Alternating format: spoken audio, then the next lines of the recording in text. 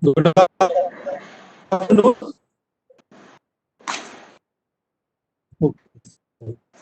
Good afternoon, sir. Okay, I'll start there. Okay, great.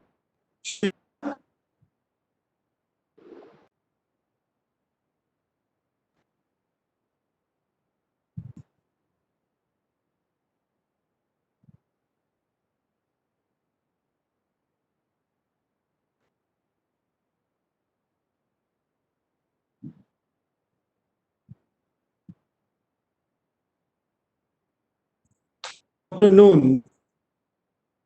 It is my pleasure to greet all my friends and representatives of the farm producer companies across the state of Maharashtra.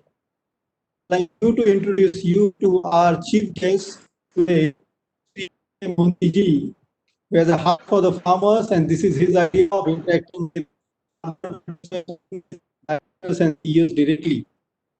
Sri Santosh Kumar Mohanty is an IRS officer of 1991 batch and is presently posted as a full-time member, Securities and Exchange Board of India, Mumbai, since June 2018.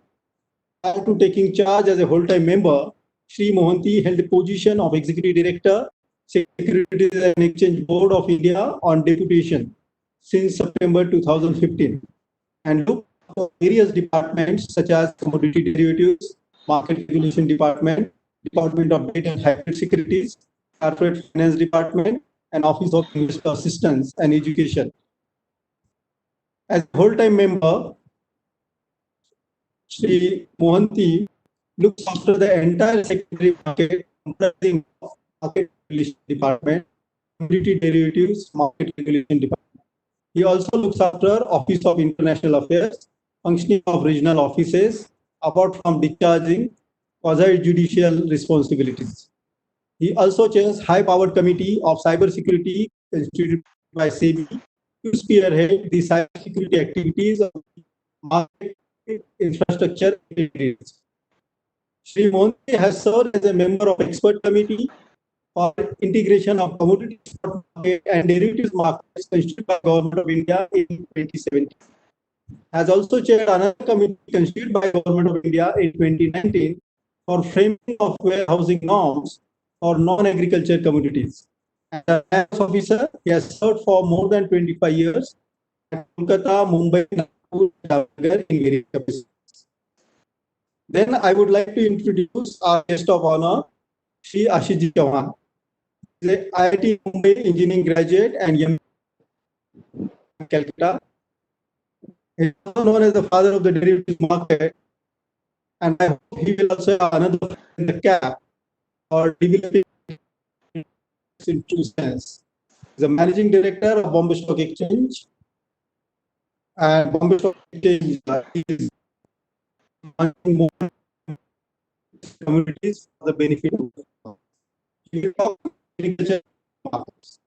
Then we have Sri Raj Kushreshtha, the Chief Regulatory Officer of Bombay Stock Exchange, who will emphasize the agriculture commodity market and its importance for the farmers and farmer producer companies. He's going to see how the regulatory mechanism can help in streamlining compliance of the farmer producer companies as per the market regulations. We also have Samir Patil, Chief Officer and Man of the Match markets expert, and he's been in the committee for more than a decade and has the knack of getting in touch with the real producers. He will speak on the benefits of the agriculture commodity markets for the farmers and farmer producer companies. I would also like to introduce you to chairman and CEOs of the farmer producer companies in our family. Please meet chairman of Soil Agro India Producer Company, Sri K.D. Kamble, who was CEO of KVIC, joining our farmer producer company. This is mother farmer producer company and in other farmer producer companies. Please meet Sri Vilas Matre, CEO and company. We also have with us Sri Kamshit Kumar. We have Mandar Deshmukh from Akula. who is leading and guiding more than 50 farmer producers companies in our division. And then we have Dr. Jageshwar Kishore, who leads Chief division. We also have our team member who look after compliances for farmers.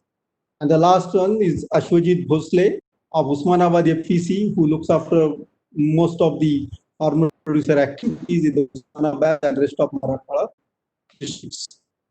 I'll speak for our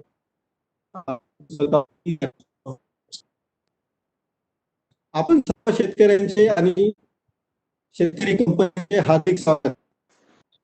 गेल्या 15 दिवसात भारत सरकारने एक agriculture ordnance काढला. या ऑर्डिनन्सने एकाच झटक्यात सर्व शेतकरी माल आणि भारतीय मार्केट एक झाले आहे. आज सर्वांना आजपासून कृषी उत्पन्न बाजार समिती म्हणजे एपीएमसी जाण्याची आवश्यकता नाही. एपीएमसी मार्केट मोनोपोली आता तुटलेली आहे.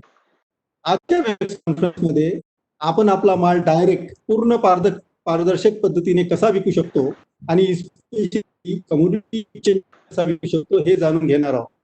यासाठी आपल्यासोबत बीएससीचे मॅनेजिंग डायरेक्टर श्री आशिष चव्हाण आहेत.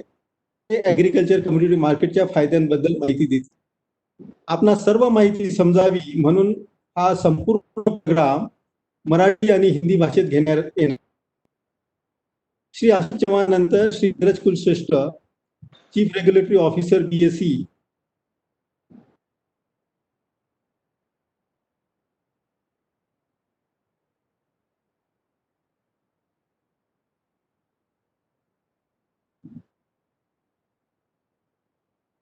प्रसाद जी आपकी आवाज नहीं आ रही.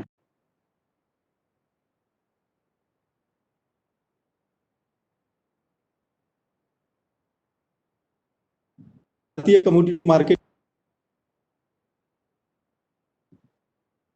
प्रसाद जी आपकी आवाज नहीं आ रही सर. क्लियर? हेलो, अभी क्लियर है, अभी आ रही. Okay, thank you. आजच्या कार्यक्रमाचे प्रमुख पाहुणे म्हणून आपल्यासोबत आहेत श्री एस के मोहंती. मोहंतीजी हे सिक्युरिटीज एक्सचेंज बोर्ड ऑफ इंडियाचे पूर्ण टाइम बोर्ड मेंबर आहेत. ते कॅपिटल मार्केट्स आणि ॲग्रिकल्चर कम्युनिटी मार्केट्स यासोबतच इंटरनॅशनल अफेअर्स आणि बाकी डिव्हिजनचा कारभार सांभाळतात. श्री मोहंती आणि आमची फेब्रुवारी आणि मार्च महिन्यात मीटिंग झाली आणि त्यांनी तेव्हा सांगितलं की त्यांना फार्मर प्रोड्युसर कंपन्या आणि शेतकऱ्यांसोबत डायरेक्ट संवाद साधायचा आहे. पण कोरोनामुळे हे एप्रिल आणि मे महिन्यात शक्य झाले नाही. त्यामुळे आपण ही कॉन्फरन्स शेवटी वेबएक्सवर ऑर्गनाईज केलेली आहे. मोहंती सरांची आणि एफपीओच्या मेंबर्सची ऑलरेडीच इंग्रजीत मी ओळख दिलेली आहे. त्यामुळे मी आता सर्वप्रथम कमोडिटी एक्सचेंज बद्दल थोडीफार माहिती देतो आणि त्यानंतर ग्रामकल्याण.com आपणास काय फायदा होऊ शकतो ते समजून सांगतो. कमोडिटी मार्केट म्हणजे फक्त ऑनलाईन ट्रेडिंग नाही आहे, तर ही एक सोयाबीन, कापूस, हळद, मिरची, डाळी, शेंगदाणे, ज्वारी आणि मका यासारख्या शेती उत्पन्नाचा व्यवहार करणारी बाजार व्यवस्था आहे.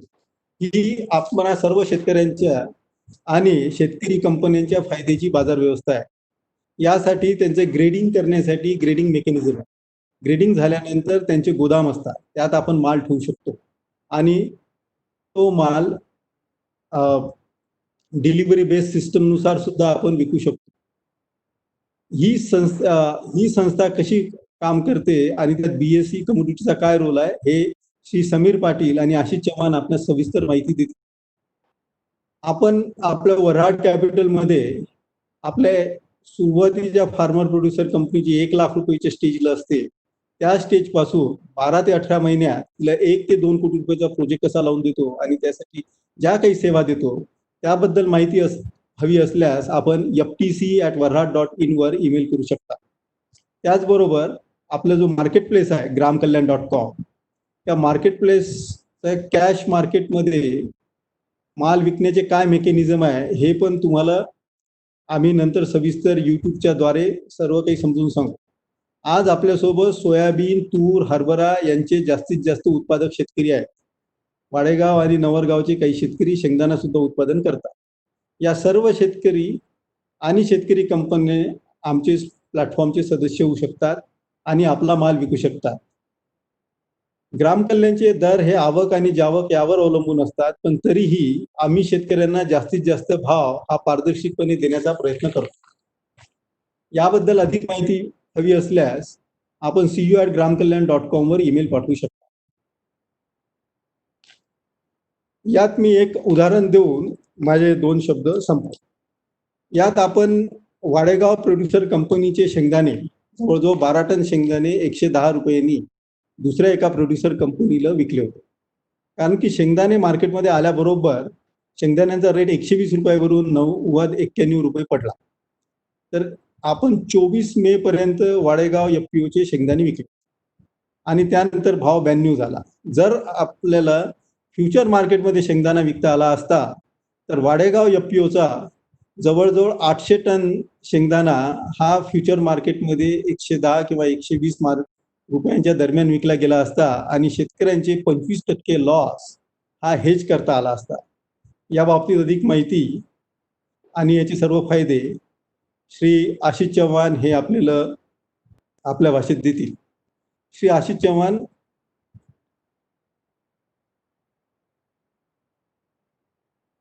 धन्यवाद प्रसाद जी, आदरणीय संतोष मोहंती जी, श्री नीरज कुलश्रेष्ठ जी, श्री समीर पाटिल जी, मेरे अन्य साथी मित्रों, ये gramkalyan.com के प्लेटफॉर्म पर मैं पहली बार उपस्थित हुआ हूँ, उसके लिए आप सभी को धन्यवाद। और प्रसाद भापुते जी को, जो ये gramkalyan.com में CEO की भूमिका अदा कर रहे हैं।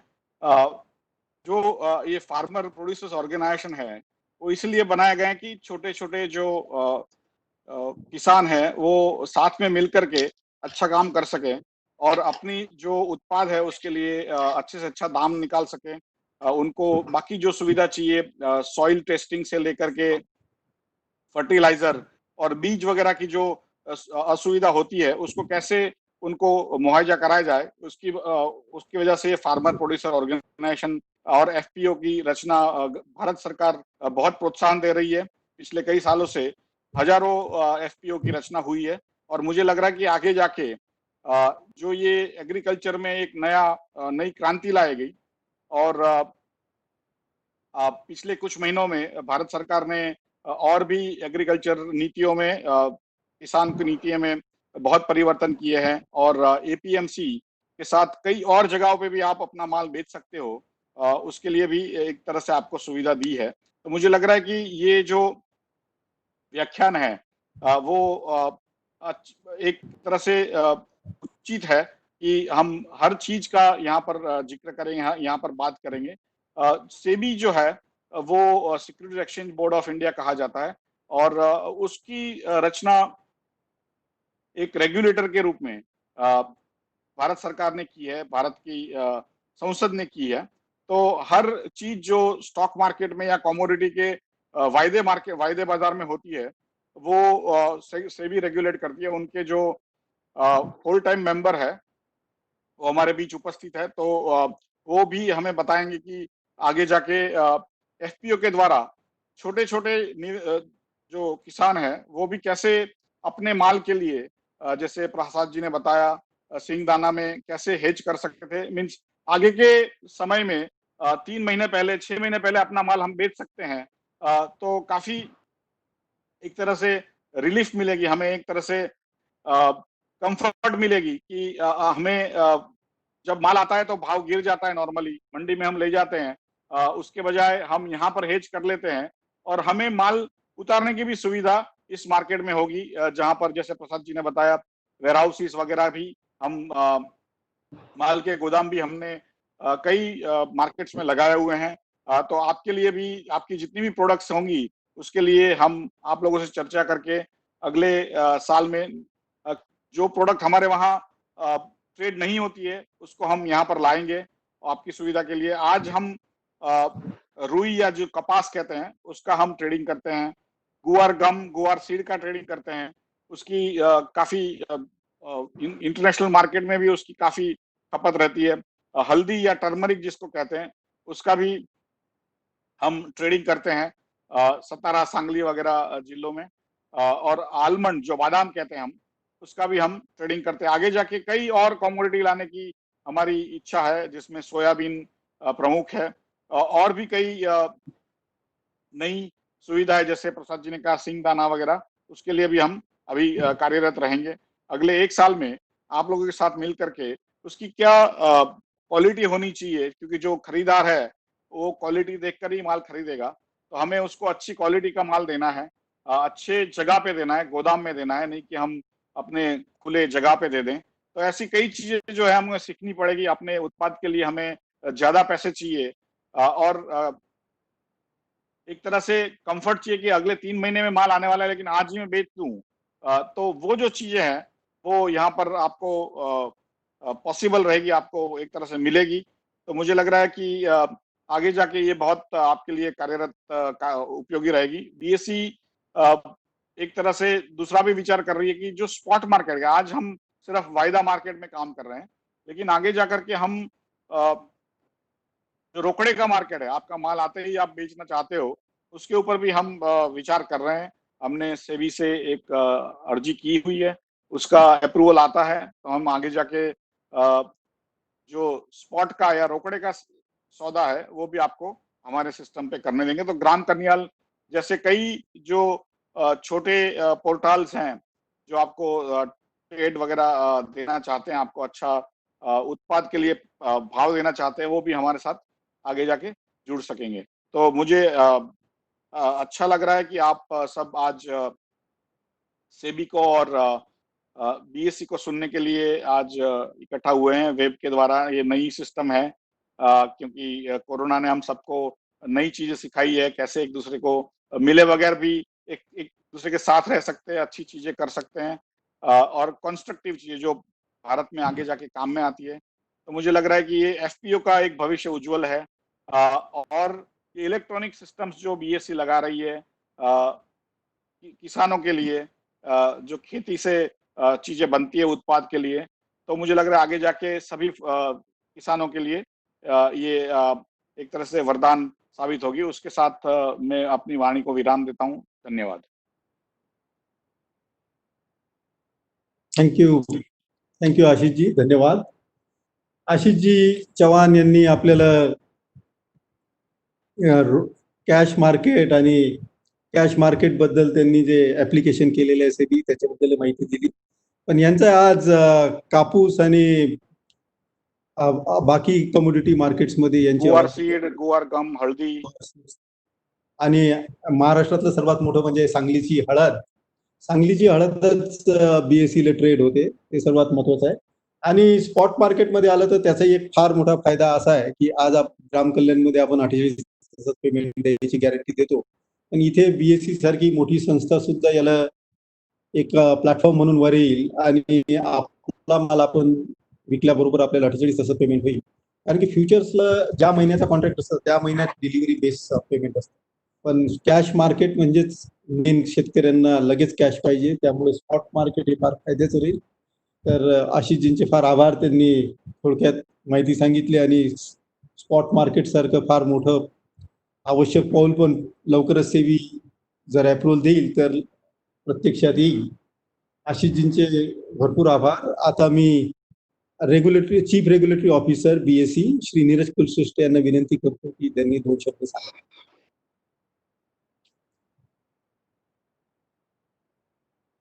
Neeraj, over to you.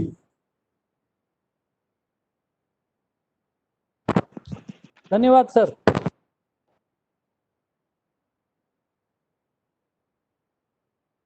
बार मेरा म्यूट, आवाज आ रही है? हेलो. हाँ, यस यस. ओके.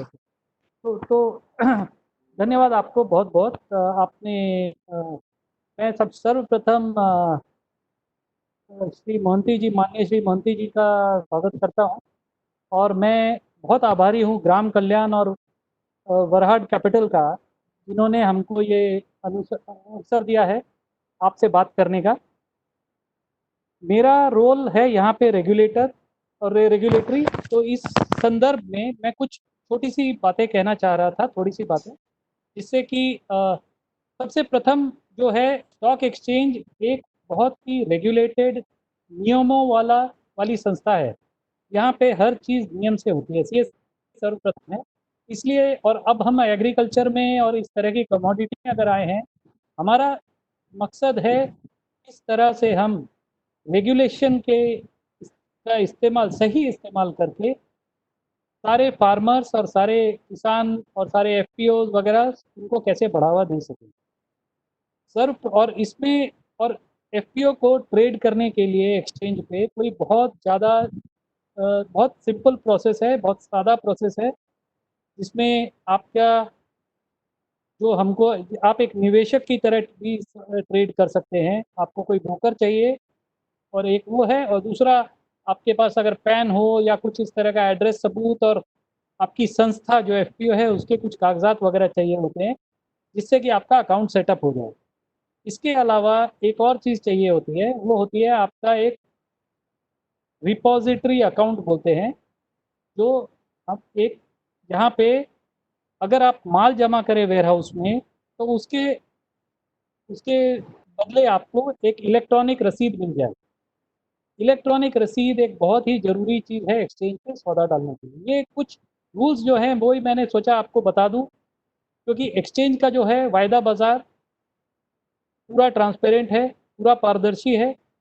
और एक्सचेंज पे जो असली फ़ायदा ये होता है कि सारे सौदों की गारंटी होती है कि फाइनेंशियली, आर्थिक रूप से, फाइनेंशियली हम, कोई भी ट्रेड करता है, कोई भी सौदा डालता है, उसकी गारंटी एक्सचेंज और उसके क्लियरिंग कॉरपोरेशन लेते हैं। कैसे लेते हैं वो गारंटी? क्योंकि हर सौदे पे थोड़ी मार्जिन लेते हैं। परंतु एफपीओज के लिए, अगर आपके पास माल है बेचने को, आप माल जमा करा दीजिए वेयर हाउस में, वेयर हाउस हमारे नाम पे उसको प्लेज कर देगा, हमारे नाम पे दिखा देगा कि हाँ ये आपका है, आपका माल है, तो हम आपसे मार्जिन भी नहीं लेते। तो यानी बहुत सारी चीज़ें हैं जो एक्सचेंज में आपके जो बेनिफिट के लिए हैं, जिसमें आपका एक, जो आपके चार्जेस हैं, एक्सपेंस है, वो बहुत कम हो जाते हैं। और ये सब के लिए जैसा होता है। और एक्सचेंज पे जो सबसे बड़ी चीज़ होती है, हम हर चीज़ स्टैंडर्ड रखते हैं। हमारी हर चीज़ का स्टैंडर्डाइजेशन है। हर चीज़ को एक, उस संदर्भ में भी आपको जैसे कुछ चीज़ें बता दूं, जो जो हम हर एक चीज़ का, जैसे मैं आपको एक उदाहरण देता हूँ, हल्दी की जो बात कर रहे थे। हल्दी जैसे, एक लॉट हमारे यहाँ 10 मीट्रिक टन का होता है, तो एक समय आप 10 मीट्रिक टन, अब आप चाहे उसको 100 मीट्रिक टन बेच सकते हैं, तो आप 10 लॉट करेंगे। इसी तरह उसका जो प्राइस होता है, दाम होता है, वो होता है पर क्विंटल के बेसिस पे। तो बहुत आसान है, मतलब ये सब में कोई मुश्किल नहीं है। ये सब अगर आप करते हैं, आपका ब्रोकर अगर सौदा डालता है, किस समय, सेकंड कितने बज के कितने मिनट कितने सेकंड पे सौदा डाला है, उसका कॉन्ट्रैक्ट नोट वो आपको देगा, तो आपके पास पूरा सबूत रहेगा। और हमारे जो कॉन्ट्रैक्ट होते हैं, महीने महीने के कॉन्ट्रैक्ट होते हैं, 3-3 महीने के एक बार में होते हैं। इसके अलावा हम क्वालिटी भी बताते हैं। जैसे हलद के लिए हम बोलते हैं कि ये निज़ामाबाद की क्वालिटी होनी चाहिए, बेस। इसके अलावा आप अगर और कोई क्वालिटी भी देना चाहें, जैसे राजापुर हो गई, या इरोड हो गई, या सालेम हो गई, आप कुछ भी दे सकते हैं। और अगर आप पॉलिश्ड हलद देते हैं, तो उस पर प्रीमियम भी देता है दूसरी पार्टी। तो इस तरह के बहुत सारे हमारी चीज़ें हैं, जिससे कि कोई भी फार्मर को या एफपीओ को कभी तकलीफ नहीं आ सकती। और हमारे पास ऐसे भी तरीके हैं जिस तरह से, जैसे हमारा जो कॉन्ट्रैक्ट होता है हल्दी का, जैसे हर महीने की 20 तारीख को शुरू होता है, 21 तारीख को, और कॉन्ट्रैक्ट का आखिरी सौदे का दिन होता है अगले महीने की 20 तारीख। तो हर महीने 21 तारीख को एक नया हलद का कॉन्ट्रैक्ट हम डालते रहेंगे, लाते रहेंगे मार्केट के लिए। 3 महीने के कॉन्ट्रैक्ट रहेंगे। तो हमारे पास, और हमारा जो सारे सिस्टम है बहुत स्टैंडर्ड है। एक इसमें ये भी होता है कि आप डिलीवरी कब दे सकते हैं, तो डिलीवरी देने की वैधता भी हमने बताई हुई है कि जैसे 20 तारीख को कॉन्ट्रैक्ट खत्म हो रहा है, उसके 4 दिन पहले आप डिलीवरी दे सकते हैं। आज मेरा मकसद आपको पूरा प्रोसेस समझाना नहीं है, मैं खाली आपको बता रहा हूँ। मेरा पर्पज़ यही है कि आपको बताऊं कि सब चीज़ बहुत स्टैंडर्ड है, बहुत तरीके से है, चल रही है, लोग इसका फ़ायदा उठा रहे हैं। हम आपसे अलग से आके ग्राम कल्याण ग्रुप वरना और इनके साथ मिलके हम आपके लिए अलग से इन्वेस्टर के सेमिनार भी करते हैं, और वो अभी करेंगे इसके बाद अलग से, जिसमें हम पूरा डिटेल वगैरह प्रोसेस समझाएंगे। तो आखिर में बस मैं यही बताना चाहूँगा, आप एक्सचेंज में, वायदा बाज़ार में सौदा करने से या पार्टिसिपेट करने से डरिए मत। हमारे पास रूल्स हैं, रेगुलेशंस हैं, हमारे पास एक बहुत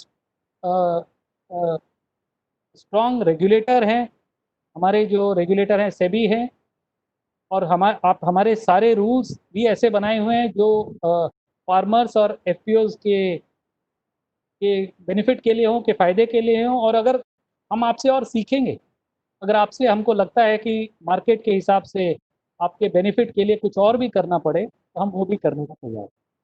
तो इन्हीं शब्दों के साथ मैं यहीं पे समाप्त करता हूँ।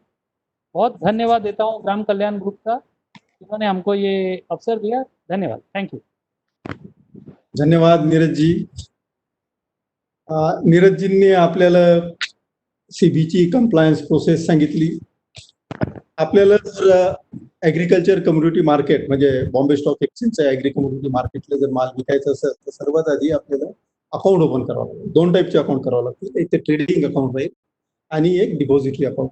या 2 अकाउंटसाठी जी काही केवायसी लागते ती करावी लागेल. त्यानंतर गोडाऊनमध्ये माल द्यायच्या आधी त्यांची स्टँडर्डायझेशन प्रोसेस आहे. त्या स्टँडर्डायझेशन प्रोसेसनुसार आपल्याला त्या बाबतीत ग्रेडिंग करण्यात येईल आणि ग्रेडिंगमध्ये पास झाल्यानंतर तो माल गोडाऊनमध्ये ठेवण्यात येईल. गोदामात माल ठेवल्यानंतर ती त्याची आपल्याला एक इलेक्ट्रॉनिक पावती देणार आहे आणि ही इलेक्ट्रॉनिक पावती दिली म्हणजे आपला माल हा बीएससीला प्लेस झाला. आपला माल बीएससीला प्लेस झाला तर त्या बाबतीत आपल्याला जे काही ट्रेडिंग करायचं आहे त्यासाठी आपल्याला कॅश मार्जिन द्यायची नाही, कारण की आपला माल ऑलरेडी बीएससीच्या गोदामामध्ये आहे. त्यामुळे मार्जिन, कारण की शेतकऱ्यांना सर्वात मोठा प्रश्न जो असतो की कॅश नाही, त्यामुळे कॅश मार्जिनची गरज नाही जर माल आपला त्यांच्या गोदामामध्ये असला तर. त्यामुळे आपण ट्रेडिंग करू शकतो, आपण हेजिंग करू शकतो. कधी जर अपेक्षा असेल की 1 महिन्यानंतर अजून माल येणार आहे तर तुम्ही अधिक क्वांटिटी विकू शकता आणि तुमचे पुढच्या महिन्यातले जे प्रॉडक्ट आहे त्याची सुद्धा हेजिंग करू शकता. या त्यांनी उदाहरण दिलं की सांगलीची हळद आहे, त्याचा ट्रेडिंगचा कॉन्ट्रॅक्ट आहे 10 टनाचा. यात त्यांनी, आणि कोटेशन जे असतं ते क्विंटलमध्ये असतं, कारण की शेतकऱ्यांना क्विंटल समजतं, त्यामुळे क्विंटलमध्ये रेट असतो त्याचा. आता याने हळदी 2-3 जातीचे आहेत. निजामाबाद आहे, सालेम आहे तमिळनाडूची, निजामाबाद आहे. आणि यात जर कोणी पॉलिश हळद आणत असेल तर पॉलिश हळद आणली तर त्याचा प्रीमियम सुद्धा मिळेल. ही जे हळदीचा कॉन्ट्रॅक्ट आहे हा दर महिन्याच्या 21 तारखेला असतो आणि जेव्हा तो कॉन्ट्रॅक्ट सुरू होतो तो 3 महिन्यासाठी असतो. म्हणजे आज जर आपण 21 जूनची गोष्ट केली तर 21 जूनला जो कॉन्ट्रॅक्ट सुरू झाला तो 3 महिन्यानंतर एक्सपायर होणार. ऑगस्ट सप्टेंबर, म्हणजे तो सप्टेंबरमध्ये एक्सपायर होणार आहे. आणि याची जर कोणी खरोखर म्हणजे हळदीचे शेतकरी आहेत, हळदीच्या सांगलीमध्ये जवळजवळ 103 फार्मर प्रोड्युसर कंपन्या, तर सांगलीतल्या ज्या काही हळदीच्या फार्मर प्रोड्युसर कंपन्या असतील त्यांनी जर माल विकला तर त्यांना तो माल डिलिव्हर करायसाठी, म्हणजे जर 21 तारखेला एक्सपायरी असेल तर त्यांना तो 4 दिवस आधी म्हणजे 16-17 तारखेला त्यांनी तो माल बीएससीच्या गोदामामध्ये नेऊन ठेवावा लागेल. आणि जर आधीच ठेवला असेल तर त्यांना बिलकुल मार्जिन द्यायची गरज नाही. आणि इथेच बीएससी थांबणार नाहीये. बीएससी आपल्या इथे आपल्या जिल्ह्याच्या ठिकाणी येऊ, जिथे जिथे हब असतील की जसं सोयाबीनचं हब आहे अकोला, कापसाचं हब आहे वर्धा, अमरावती, हळदीचं हब आहे सांगली, सोयाबीनचे अजून हब आहेत लातूर. या ठिकाणी जिथे त्यांचे गोदाम असतील किंवा जिथे त्यांचे काही इन्फ्रास्ट्रक्चर असेल त्यांना आपण मदत करू इन्फ्रास्ट्रक्चर सेट करायसाठी. तिथे इन्व्हेस्टर सेमिनार घेणार आहेत. हे कोविड-19चं हे काय धोका कमी झाल्यानंतर आपण हे फिजिकल सेमिनार करू, ज्यात शेतकऱ्यांना आणि शेतकऱ्यांच्या कंपन्यांना इन्व्हाइट करण्यात येईल आणि हा कार्यक्रम त्यांच्यासाठीच राहील, त्यांच्या जिल्ह्याच्या ठिकाणी राहील. आणि हे आश्वासन दिल्यामुळे नीरजजींचे आपण खास आभार मानायला पाहिजेत की ते आपल्या जिल्ह्याच्या ठिकाणी येऊन आपल्या गावात कार्यक्रम करायला तयार आहेत. तर यांनी आपल्याला छान माहिती दिलेली आहे आपल्या ट्रेडिंग कॉन्ट्रॅक्ट आणि स्पेशली हळदीच्या कॉन्ट्रॅक्ट बद्दल. आज आपल्याजवळ सर्वात जास्त शेतकरी आहेत सोयाबीन, तूर आणि हरभऱ्याचे, त्यामुळे त्यांच्यासाठी काय करता येईल ते पण बघावं लागेल. बीएससी त्या बाबतीत योग्य तो निर्णय घेईल. आणि आता आपल्याकडे आहेत chief regulatory officer Bombay stock एक्सचेंजचे समीर पाटील, ते आपल्याला, त्यांना 15-16 वर्षांचा कमोडिटी मार्केटचा अनुभव आहे, तर ते आपल्याला मराठीत सर्व काही माहिती देतील. Over to you Ashish, over to you Sameer. धन्यवाद प्रसाद जी. आदरणीय Shri Monti ji, whole time member SEBI, Shri Ashish Kumar Chauhan ji, MD and CEO BSE, Shri Prasad Dahapote ji, founder Gram Kalyan, आणि Shri Neeraj Kulshreshtha ji, chief regulatory officer BSE, आणि जेवढे अटेंडीज आज आहेत तिथे सगळ्यांना शुभेच्छा आणि प्रणाम. प्रसाद जी, मी मराठीत बोलेन. मी जरी मराठी असलो तरी मराठीत शक्यतो प्रेझेंटेशन वगैरे क्वचितच होता, त्यामुळे काही चुका झाल्या तर क्षमस्व. श्री प्रसाद दहापुते यांचे विशेष आभार. त्यांच्यामुळे आज आम्हाला ही संधी मिळाली की आपणा एवढ्या एफपीओ समोर येऊन आम्हाला एक माहिती देण्याबद्दल, बीएसई बद्दल, की बीएसई मध्ये कोणते कमॉडिटीज ट्रेड होतात, काय काय फॅसिलिटीज आहे, काय काय संधीज उपलब्ध केले गेलेले आहेत, ते सगळं सांगण्याबद्दल आम्हाला जी संधी मिळाली त्याबद्दल आभारी. बीएसई 145 वर्ष जुनी संस्था आहे आणि बीएसई वर आजपर्यंत तुम्ही equity derivative, currency derivative, mutual fund असे बरेच सेगमेंट ट्रेड केले जात होते. पण कमॉडिटी सेगमेंट हा 1 ऑक्टोबर 2018 ला लॉन्च झाला आणि लॉन्च झाल्यापासून कमॉडिटीज मध्ये, बीएसई कमॉडिटीज मध्ये 2 विभागात ते सेगमेंट विभागले गेले आहेत. एक आहे ऍग्री आणि दुसरं आहे नॉन ऍग्री. नॉन ऍग्री मध्ये आम्ही सोनं, चांदी, तांबा, petrol, Brent crude, Oman crude असे कमॉडिटीज लॉन्च केलेले आहेत. आणि ऍग्री मध्ये आम्ही कॉटन, गुवार सीड, गुवार गम, टर्मरिक आणि बदाम हा रिसेंटली गेल्या याच आठवड्यात आम्ही हा लॉन्च केलेला अजून एक कमॉडिटी आहे. आणि हा बदाम म्हणजे आल्मंड इन शेल हा जो कॉन्ट्रॅक्ट आहे, हा पूर्ण जगभरात बीएसई वर, हा BSE is the first exchange जिकडे हा कॉन्ट्रॅक्ट लॉन्च झालेला आहे, आल्मंड इन शेल कॉन्ट्रॅक्ट. म्हणजे जेव्हा आता नीरज म्हणाले की हे कॉन्ट्रॅक्ट, असे कॉन्ट्रॅक्टचा एक वेळ असते, 1 महिन्याचा कॉन्ट्रॅक्ट असतो, त्याची कॉन्ट्रॅक्ट साईज असते, किंवा त्या कॉन्ट्रॅक्टला कसे डिलिव्हरीज होतात आणि कसे ट्रेडिंग युनिट आहे. तर मी हे पण सांगू इच्छितो की आमच्याकडे जे कॉन्ट्रॅक्ट ट्रेड झालेले आहेत, जसं ग्वारसीचं कॉन्ट्रॅक्ट ट्रेड झालंय किंवा कॉटनचं कॉन्ट्रॅक्ट ट्रेड झालंय किंवा टर्मरिकचं कॉन्ट्रॅक्ट ट्रेड झालंय, हे महिन्याच्या अखेरीस जेव्हा कॉन्ट्रॅक्ट एक्सपायर होतं तेव्हा या कॉन्ट्रॅक्ट मध्ये फिजिकल डिलिव्हरी सुद्धा होतात. तर ग्वारसीड मध्ये, फक्त ग्वारसीड मध्ये आजपर्यंत जोधपूर आणि बिकानेर जे डिलिव्हरी सेंटर्स आहेत, आजपर्यंत जवळ 8,360 मेट्रिक टन डिलिव्हरी झालेली आहे आजपर्यंत. कॉटन मध्ये कढी आमची डिलिव्हरी सेंटर आहे गुजरातमध्ये, तिकडे डिलिव्हरी झालेली आहे. टर्मरिक मध्ये 810 मेट्रिक टनची डिलिव्हरी झालेली आहे. आणि आल्मंड कॉन्ट्रॅक्ट जे बदाम जे आहे ते आता आम्ही जस्ट लॉन्च केलेला आहे. आणि आम्ही बघतो त्यात एंड युजर्सचा, स्टेक होल्डर्सचा, हेजर्सचा आता हळूहळू त्याच्यात सुद्धा उत्साह वाढत चाललेला आहे. आणि बीएसई अशी एक्सचेंज आहे जे नवीन नवीन प्रोडक्ट्स मार्केटसाठी उपलब्ध करून देते, ज्यामुळे या नवीन कमॉडिटीज आल्यामुळे नवीन ट्रेडर्स, नवीन हेजर्स आणि जे पार्टिसिपेंट्स आजपर्यंत एक्सचेंज प्लॅटफॉर्मवर आले नव्हते त्यांना सुद्धा एक संधी उपलब्ध करून देते की तुम्ही या पुढे या हेजर्स आहेत, एंड युजर्स आहेत, फार्मर्स आहेत, शेतकरी आहेत, त्यांना हा बेनिफिट होऊ शकतो. आणि हे कमॉडिटी प्लॅटफॉर्मवर येऊन आपल्याला भाव व्हॉलेटिलिटी विरुद्ध सुरक्षित करून इकडे येऊन ते आपल्याला हेज करू शकतात. आणि महत्वाची गोष्ट म्हणजे बीएसईच्या सक्षम इतिहासामुळे बरेच आज जेवढे असोसिएशन, बरे मोठमोठे व महत्वपूर्ण असोसिएशन जे इंडियात आहेत, यांनी येऊन बीएसई बरोबर एमओयू केलेले आहेत. उदाहरणार्थ जसं कॉटनचं आपण उदाहरण घेतलं तर कॉटन असोसिएशन ऑफ इंडिया हे देशातील सर्वात मोठं असोसिएशन आहे. बाकी सगळे एक्सचेंजेस असून सुद्धा कॉटन असोसिएशन ऑफ इंडियानी पुढे येऊन बीएसई बरोबर एमओयू केलं आणि जो विश्वास बीएसई वर दाखवला कमॉडिटी ट्रेडिंग साठी, ही पण एक खूप महत्वाची गोष्ट आहे. तसंच टर्मरिक साठी नीरज म्हणाले की टर्मरिक सांगली मध्ये आम्ही जाऊन तिकडे छोट्या छोट्या ट्रेडर्स मध्ये जाऊन त्यांच्याशी भेटलो, गोदामात जाऊन फिरलो, माल कसा ठेवला जातो त्याची माहिती घेतली, सगळं मॉइश्चर काय असतो, कसं होऊ शकतो, कशी काळजी घेतली जाते, हे सगळं बारकाईने आम्ही जेव्हा बघतो तेव्हा आम्हाला असं खूप असे त्याच्यात आम्हाला इम्प्रुव्हमेंट इनोव्हेशन करावे लागतात आणि एंड प्रोडक्ट येतो, अप्रुव्हल साठी जातो आणि ते त्यात ट्रेडिंग होते. टर्मरिक साठी किंवा हळद साठी आम्ही हळद व्यापारी संघ सांगली इकडे आम्ही यांच्याशी एमओयू केलेला आहे. बेस मेटल तुम्ही म्हटलं तर बॉम्बे मेटल एक्सचेंज आहे. सुफी आता सुफी म्हणजे steel users federation of India, steel billets हे पहिल्यांदाच कॉन्ट्रॅक्ट लॉन्च करण्यात येईल. बीएससी आणि SUFI steel users federation of India हे जे असोसिएशन आहे त्यांच्याबरोबर आम्ही हे करून एमओयू करून हा कॉन्ट्रॅक्ट लॉन्च करणार आहोत.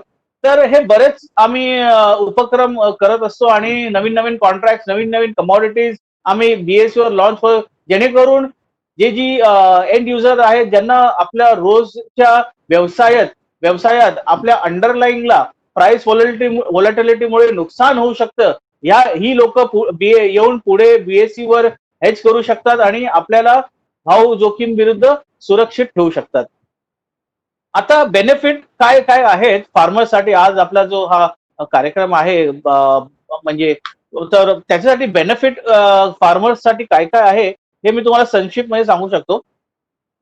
जेव्हा कॉन्ट्रॅक्ट लॉन्च होतं, जसे नीरज म्हणाले की कॉन्ट्रॅक्ट असतो, त्याची कॉन्ट्रॅक्ट साईज असते, एक स्टँडर्ड प्रोडक्ट असतो. जेव्हा कॉन्ट्रॅक्ट लॉन्च होतो तेव्हा त्याची किती मेट्रिक टनची डिलिव्हरी असते, किती मेट्रिक टन ट्रेडिंग युनिट असतं, हे सगळं आधीच सांगितलेलं जात असतं.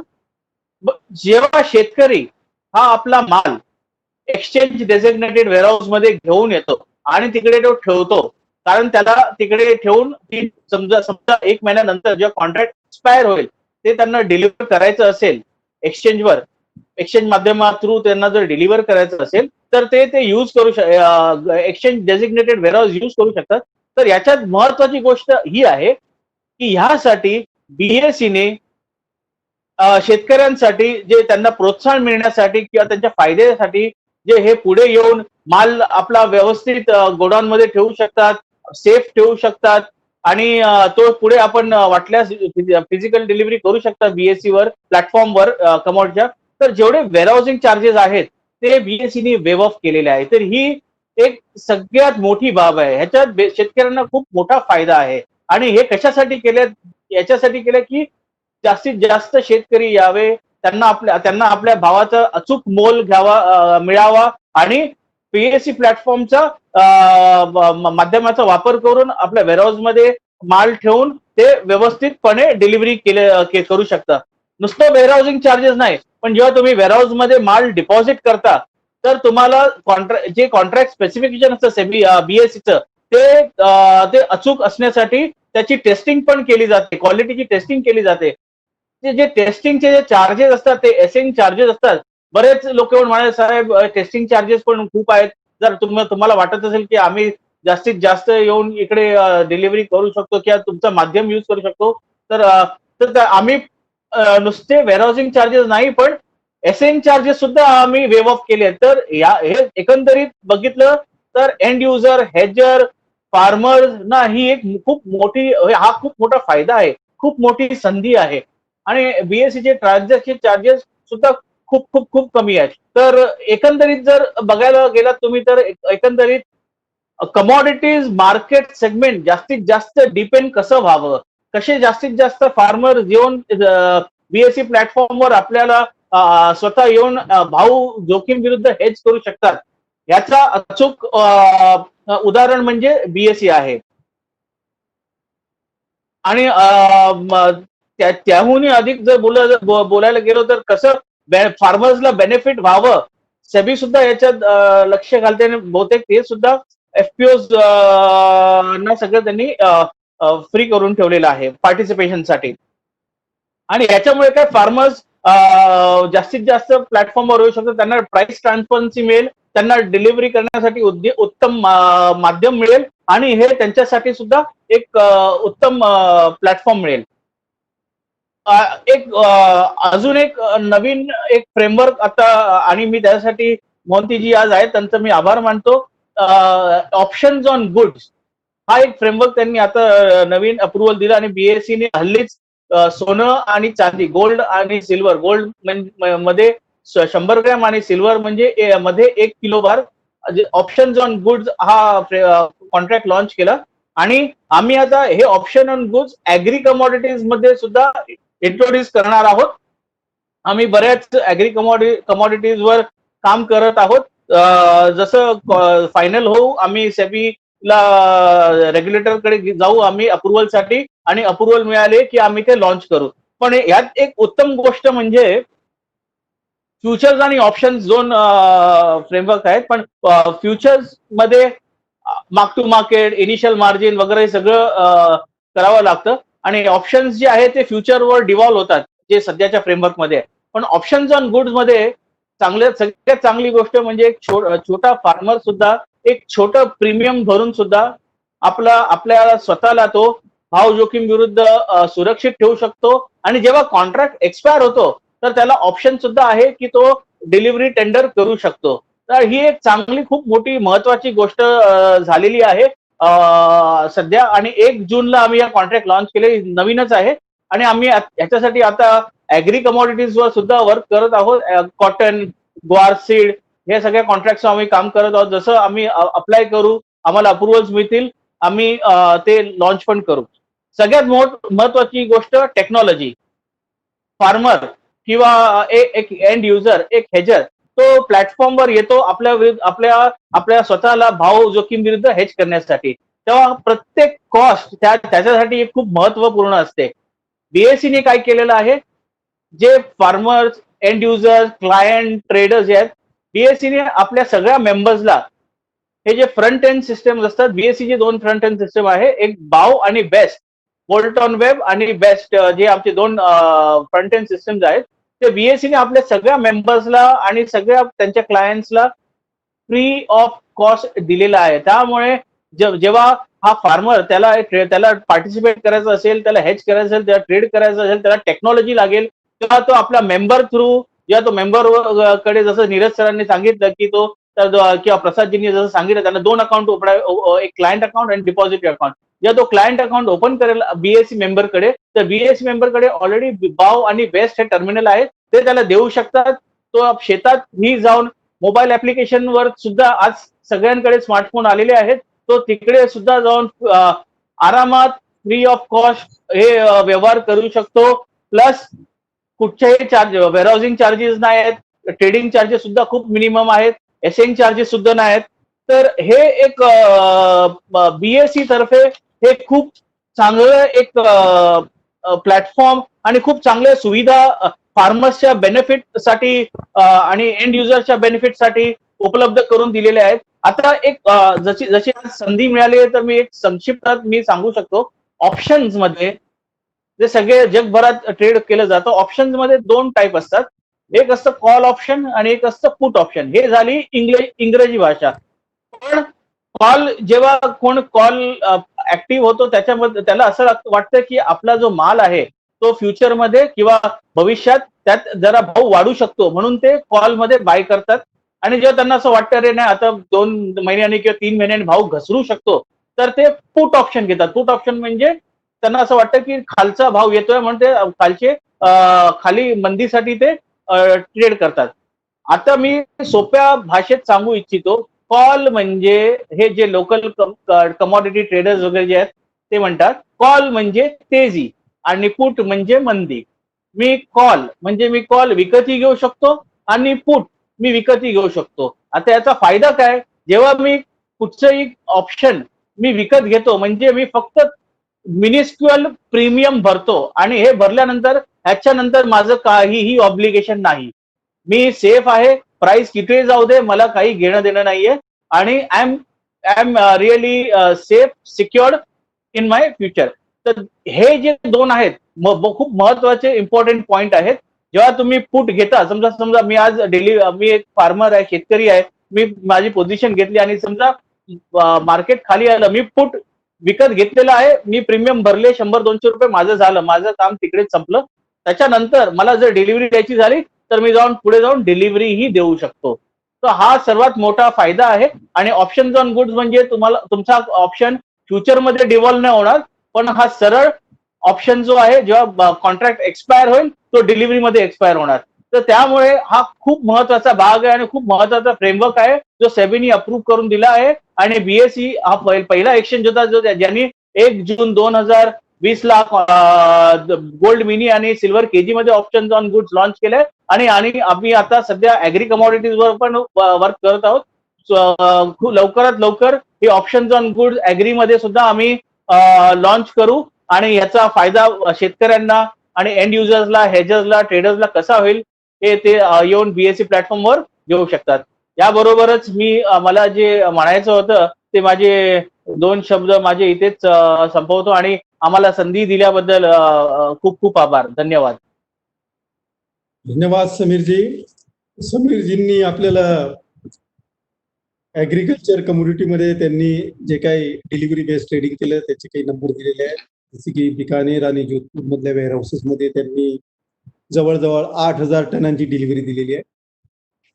त्यानंतर कॉटन आहे त्यांनी गुजरातमध्ये 1,000 टनपेक्षा जास्त डिलिव्हरी दिलेली आहे. हळद, जी सांगलीची हळद बीएसई प्लॅटफॉर्मला ट्रेड होते त्याची 800 टनापेक्षा जास्त डिलिव्हरी झाली. नवीनच आता बदामवर त्यांनी फ्युचर्स लॉन्च केले आहेत. बदाम हे भारतातले बदाम नाहीत, हे कॅलिफोर्निया बदाम आहेत. तर त्यांच्यावर सुद्धा त्यांनी ट्रेडिंग, कारण की आपण सर्व जे बदाम खातो ते कॅलिफोर्निया. त्यांनी आपल्याला छोट्या छोट्या गोष्टींबद्दल फार व्यवस्थित माहिती दिली की ओलावा काय असतो आणि ओलावामुळे वजन कमी जास्त होते. त्यामुळे त्यांनी शेतकऱ्यांना अवेअरनेस प्रोग्राम मध्ये काय काय सांगितलं. यांनी सुद्धा स्वतः शेतकऱ्यांसोबत सेमिनार केलेले आहेत आणि त्यांनी वेअर हाऊसेस म्हणजे गोदाम आणि ऍसियर सोबत त्यांच्या भरपूर मिटिंग झाल्या, साईटला गेलेल्या आहेत, तिथे त्यांनी काम केलेलं आहे. आपल्यासाठी सर्वात महत्वाची गोष्ट काय आहे? आपल्या सर्वांसाठी म्हणजे शेतकरी आणि शेतकरी कंपन्यांसाठी सर्वात महत्वाची गोष्ट आहे की ग्रेडिंग करावं लागतं सामानाचं. कुठलाही माल आपण आणला तर त्याचं ग्रेडिंग करायचं आहे. त्यात कचरा किती आहे, त्याची साईज काय आहे. म्हणजे ए ग्रेड आहे तर त्याची साईज असते सोयाबीनची, इतक्या MM ची साईज असते. त्यानुसार आपल्याला चालण्या वगैरे लावून त्याचं ती जी ऍसियर फीज असते ती ऍसियर फीज त्यांनी आपल्याला माफ, म्हणजे ग्रेडिंगची फी जी आहे ती माफ केली. त्यानंतर सर्वात महत्वाचं म्हणजे आपला माल त्यांच्या गोदामात राहतो, गोदामाची फी सुद्धा त्यांनी माफ केली. म्हणजे आपण माल त्यांच्या गोदामामध्ये फ्री ठेवू शकतो जर आपल्याकडे त्यांचं क्लायंट अकाउंट म्हणजे ट्रेडिंग अकाउंट असेल आणि जर डिपॉझिटरी अकाउंट असेल तर आपण आपला माल त्यांच्याकडे ठेवू शकतो. त्यासाठी म्हणजे आपल्याला त्या फॉर्मॅलिटीज करावं लागतात. हा सर्वात मोठा फायदा आहे फार्मर प्रोड्युसर कंपनी. आणि बीएसई ची ट्रान्झॅक्शन फी ही अत्यंत कमी आहे. म्हणजे हा सर्वात मोठा फायदा आपल्या लक्षात यावा की आपण जेव्हा कुठलाही ट्रान्झॅक्शन करायचा निर्णय घेतो, आपण निर्णय घेतल्याबरोबर आपल्याला एपीएमसी जावं लागतं, तर आपल्याला 0.5% ते 1.5% सेस द्यावा लागतो कृषी उत्पन्न बाजार समितीचा. त्यानंतर जी दलाली असते ते दलालीला काही लिमिट नसते, म्हणजे 5 ते 10% कमीत कमी असते. आता कांद्यात आमचं सॉइल ॲग्रो प्रोड्युसर कंपनीचा रोजचं ट्रान्झॅक्शन, तर आता त्यांनी एपीएमसीला जाणे पूर्णतः बंद केलेलं आहे. त्यामुळे जवळजवळ 10% ट्रेडिंग वाचते त्या दलाला. ही दलाली जर आपण बॉम्बे स्टॉक एक्सचेंज किंवा कुठल्याही प्लॅटफॉर्मला पाहिली तर ही फी टोटल म्हणजे 0.5% वर जाऊ शकत नाही. म्हणजे ब्रोकरने काय फी, प्रसादजी, करोडवर 2 रुपये आहे फक्त. नाही हे तर बीएसई ची आहे, पण ब्रोकर चार्ज करतो त्याला पैसे करावं लागतं. आणि हे सर्व करायचं म्हणजे बॉम्बे स्टॉक एक्सचेंजचे जे ऍप आहे, BSE is the best in capital market technology in the world. जगातली सर्वात फास्टेस्ट स्टॉक एक्सचेंज आहे ती आपली आहे. आणि असं नाही की म्हणजे नवीन आहे, जगातली 3 नंबरची स्टॉक एक्सचेंज आहे, म्हणजे एशियातली सर्वात जुनी स्टॉक एक्सचेंज आहे BSE.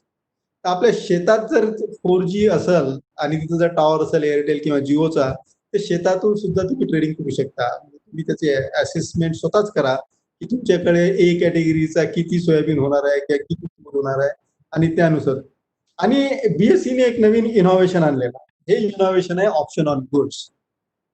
BSE agri commodity market ही पहिलं कम्युनिटी मार्केट आहे भारतातलं की ज्यांनी ऑप्शन ऑन गुड्स लॉन्च केलेलं आहे. सेबीचे फार फार धन्यवाद, त्यांनी हे इनोव्हेशन अलाउड केलेलं आहे. तर या ऑप्शन ऑन गुड्स मध्ये सर्वात महत्वाची गोष्ट आहे की आपण प्रीमियम सेव्ह करतो. म्हणजे प्रीमियम काय आहे, कॉल ऑप्शन काय आहे, पुट ऑप्शन काय आहे, यासाठी आपल्याला एक सेपरेट सेशन घ्यावं लागेल. आणि त्यासाठी आपण समीर साहेबांचे अक्षरशः 2 तास सेपरेट घेऊया. ते अगदी खडू आणि फळ्यावर किंवा ब्लॅकबोर्डवर आपल्याला समजून सांगतील की कॉल ऑप्शन आणि काय असतं. आता सर्वजण जे उत्सुक आहेत ते member sir Shri Santosh Kumar मोहंतीजी sir आलेले आहेत आणि सर्वांची फार इच्छुकता आहे की सरांना ऐकायची. तर समीरजी आपले खूप खूप धन्यवाद, इस्पेशली ऑप्शन ऑन गुड समजून सांगितल्याबद्दल आणि डिलिव्हरी बद्दलची माहिती दिल्याबद्दल. मोहंतीजी हे आपले धन्यवाद. मोहंतीजी आपल्याशी हिंदीत बोलतील. मोहंती सरांना मराठीची फार चांगली जाणीव आहे. Sir income tax commissioner Nagpur आणि मुंबईत होते, त्यामुळे त्यांना 80% मराठी समजते. त्यामुळे या सेशन नंतर सरांचे भाषण झाल्यानंतर आपलं Q&A सेशन आहे, त्यात जास्तीत जास्त लोकांनी सहभाग घ्यावा. मोहंतीजी, ओव्हर टू यू सर.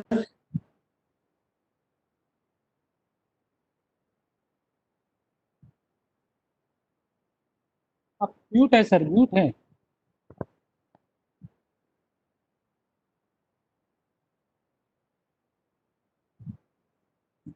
अच्छा, मी त्यांना फोन करून सांगतो. ओके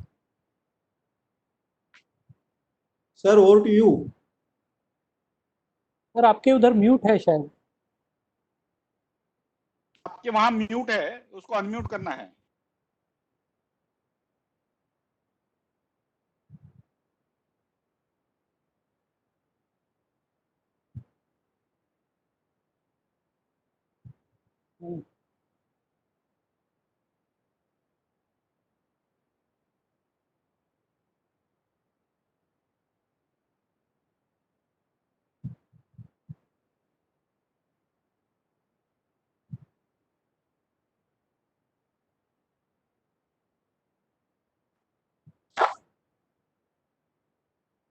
सर का फोन म्यूट पे है, वो उनको ऑन कर दीजिए. ऑफिस नहीं, आपकी तरफ से वो मैं उनको. Bharat, can you unmute him from remote? हाँ, BSc Commodity being host can unmute. Sir, wait, I'm trying. 1 minute, sir. हाँ, अभी हो गया, अनम्यूट हो गया. अनम्यूट हो गया. सही है सर. Sir, हो गया. Can you hear me now? हाँ sir. Can hear me. Yes sir. Yes sir. Yes sir. Yes sir. Yeah. Okay. Thank you, बहुत बहुत धन्यवाद दापुते साहब, अस्सी चौहान जी, समीर जी, नीरज जी, और आज के जो हमारे साथ जुड़े हुए हैं सारे जो फार्मिंग कम्युनिटी के लोग थ्रू फार्मर्स प्रोड्यूसर्स ऑर्गेनाइजेशंस, जो भाई और बहनें हमारे साथ जुड़े हुए हैं, सबको मेरा धन्यवाद और प्रणाम कि आप लोग आज हमारे साथ इंटरेक्ट करने का निश्चय किया, और इसके लिए हम लोग डेफिनेटली हमेशा आपके साथ जुड़े तो रहेंगे, और हमें खुशी है कि आप लोग हमारे साथ हमारे बात सुनने के लिए आज इतने पैमाने पे इतने सारे लोग हमारे साथ जुड़े हुए हैं.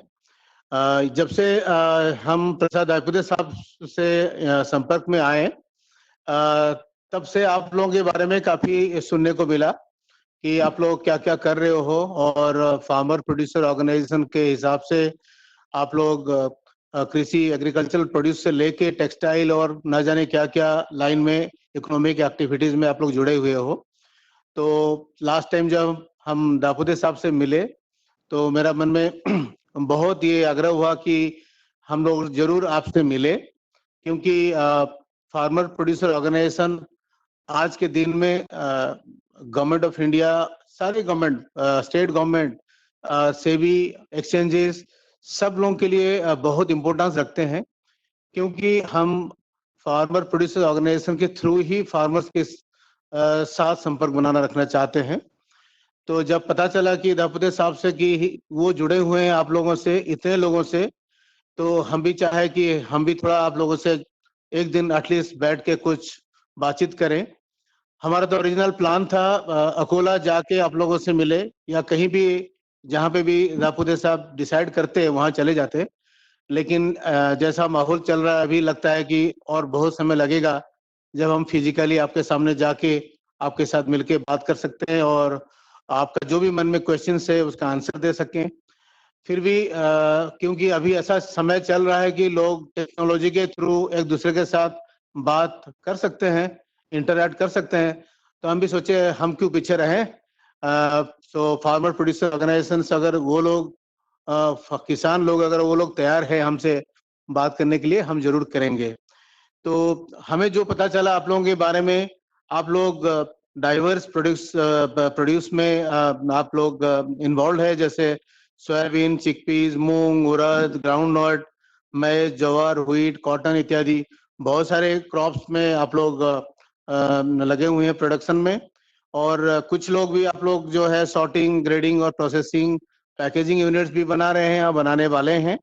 तो ये सारी चीजें जो है हमारे पूरा इंटरेस्ट की हमारा इंटरेस्ट के दायरे में आता है, और इसीलिए हम चाहते हैं कि आप लोगों से जितने फ्रिक्वेंटली पॉसिबल इंटरेक्ट कर पाए उतना ही अच्छा, ये देश के लिए, आप लोगों के हित के लिए और ये मार्केट के लिए भी। और आप मेरे जो पीछे पहले जो स्पीकर्स थे वो लोग तो आपको बीएससी के बारे में, बीएससी का ट्रेडिंग प्लेटफॉर्म, उनके जो प्रोडक्ट्स है, कई सारी चीजें बता चुके हैं।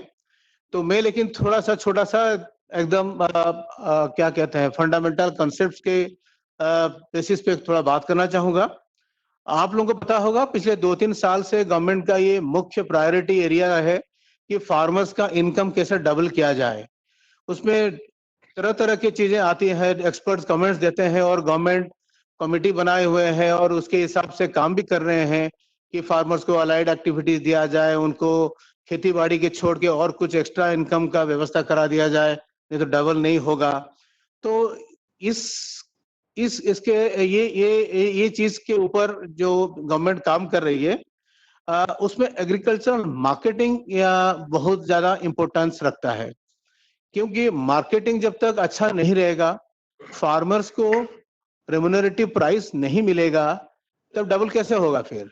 आज अगर 100 रुपया किसको मिल रहा है, अगर वो कल को जाने के 110 रुपया, 120 रुपया, 130, 150 तक नहीं जाएगा, तब फार्मर अपना इनकम डबल करने का सोच भी नहीं सकता है।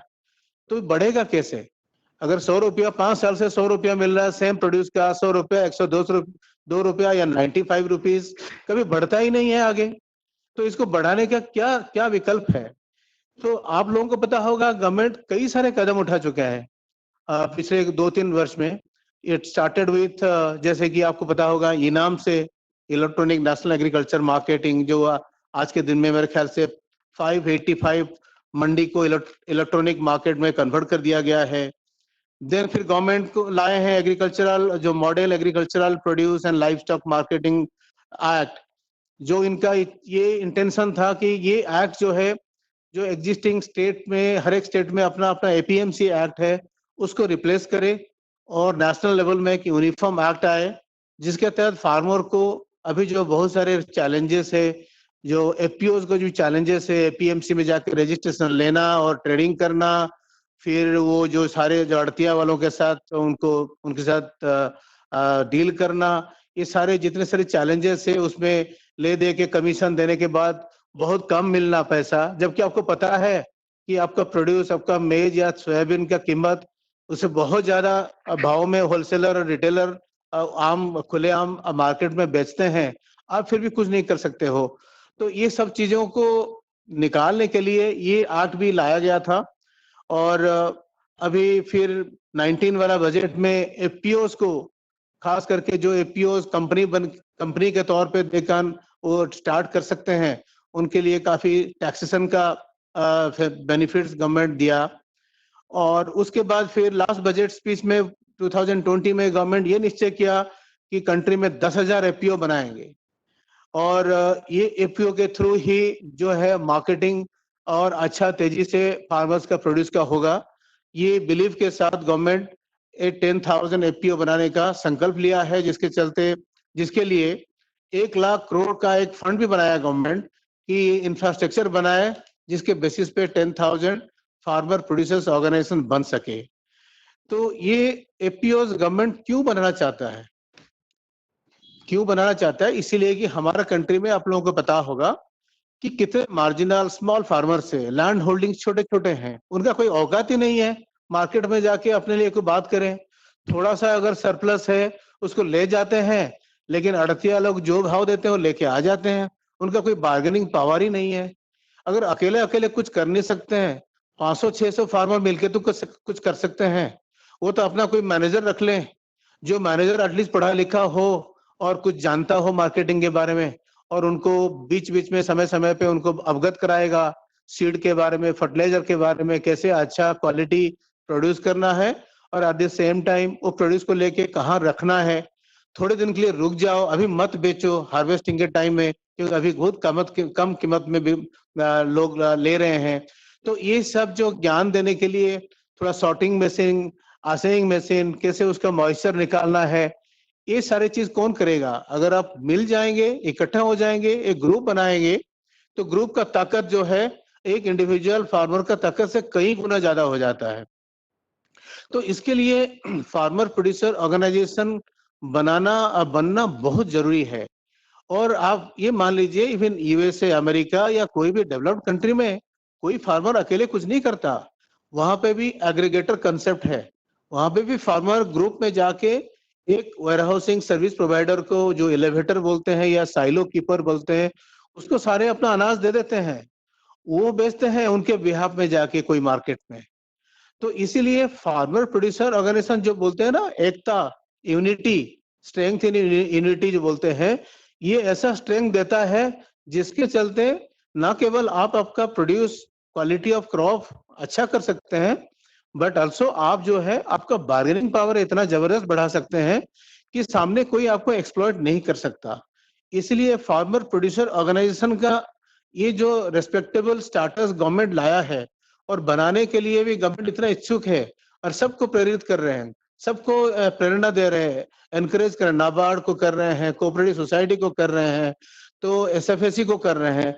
सब लोग इस काम में जुड़े हुए हैं। हमारे भी एक्सचेंजेस को हम बोलते हैं कि आप जो है आपका जो प्रोडक्ट प्रोड्यूस क्रॉप आपका एक्सचेंज में आप बेच रहे हैं, जो आपका बेसिस सेंटर है, जो आपका डिलीवरी सेंटर है, उस एरिया में कुछ फार्मर्स को लेकर आप एपीओ बनाइए, ताकि उन लोगों का एक जो मैनेजर रहेंगे, जो उनको चलाएंगे, एक गवर्निंग बॉडी रहेगा, उन लोगों को सब पता होगा, वो आराम से फार्मर को गाइड कर सकते हैं, हैंड होल्डिंग कर सकते हैं। जिसके चलते जो फार्मर आज वो ये वायदा बाजार को के नाम पे सुन के कतराते हैं, डरते हैं, उनको समझ में नहीं आता है ये वायदा बाजार होता क्या है, उनको सारे चीज धीरे धीरे समझ में आ जाएगा। तो ये है एपीओ के बारे में मैं जस्ट आपको बोलने वाला था, बोल रहा हूँ कि इसका क्या मान्यता है, क्या रेस्पेक्टेबिलिटी है, क्या क्या इम्प्लीकेशन है, क्यों हम लोग लगे हुए हैं एफपीओ के थ्रू फार्मर्स को एकजुट करने में।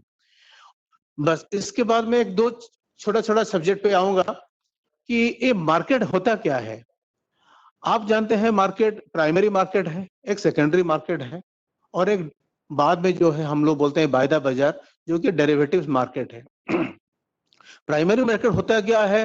आप आपका प्रोड्यूस हार्वेस्ट टाइम के ले लिए हैं, घर के अनाज के लिए जितना खाना पीना चाहिए उतना रख लिए, और जो आप बेचना चाहते हैं आप तुरंत ले गए कि अभी पैसा चाहिए, ताकि नेक्स्ट क्रॉपिंग के लिए आपको सीड चाहिए, फर्टिलाइजर चाहिए, फिर क्रॉप उगाना है, इसलिए जल्दी कैसे बेच के तो पैसा मिल जाए।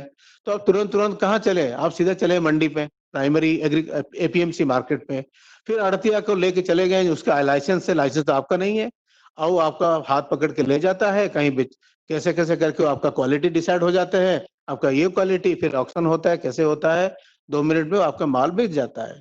तो ये हो गया प्राइमरी मार्केट। आपका मार्केट से जो ट्रेडर माल उठाता है वो आगे होलसेलर को देता है, रिटेलर को देता है, वो होता है सेकेंडरी मार्केट, जो एपीएमसी मार्केट के बाद होता है। वहां सारे खेल होता है, जहां आपका माल किस क्वालिटी का है, रियली उसका परख होते हैं। बनिया लोग और बड़े बड़े होलसेलर वो आपका माल परख के सामान खरीदते हैं। आप 100 रुपया में हो सकता है एपीएमसी मंडी में दिए होंगे, हो सकता है 180 रुपया में वो वापस होलसेल मार्केट में, सेकेंडरी मार्केट में बिक रहा होगा। और ये दो मार्केट के अलावा ये दोनों मार्केट तो आप जानते हैं, भले भांति जानते हैं, लेकिन हमारा मार्केट के बारे में आपको ज्यादा पहचान नहीं है, ज्यादा जानते नहीं है। हम ये मार्केट आपको देते हैं, इस मार्केट में आपको आपका अनाज का, आपका सोयाबीन का, आपका मेज का, आपका जो भी है मूंग, उड़द, तुअर जो बनाते हैं, वो आज के दिन का भाव हम नहीं बताते हैं। आज के दिन में सौदा होता है 3 महीने के आगे का।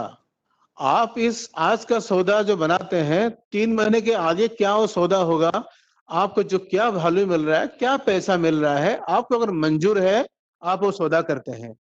आपको किस हिसाब से मंजूर होगा?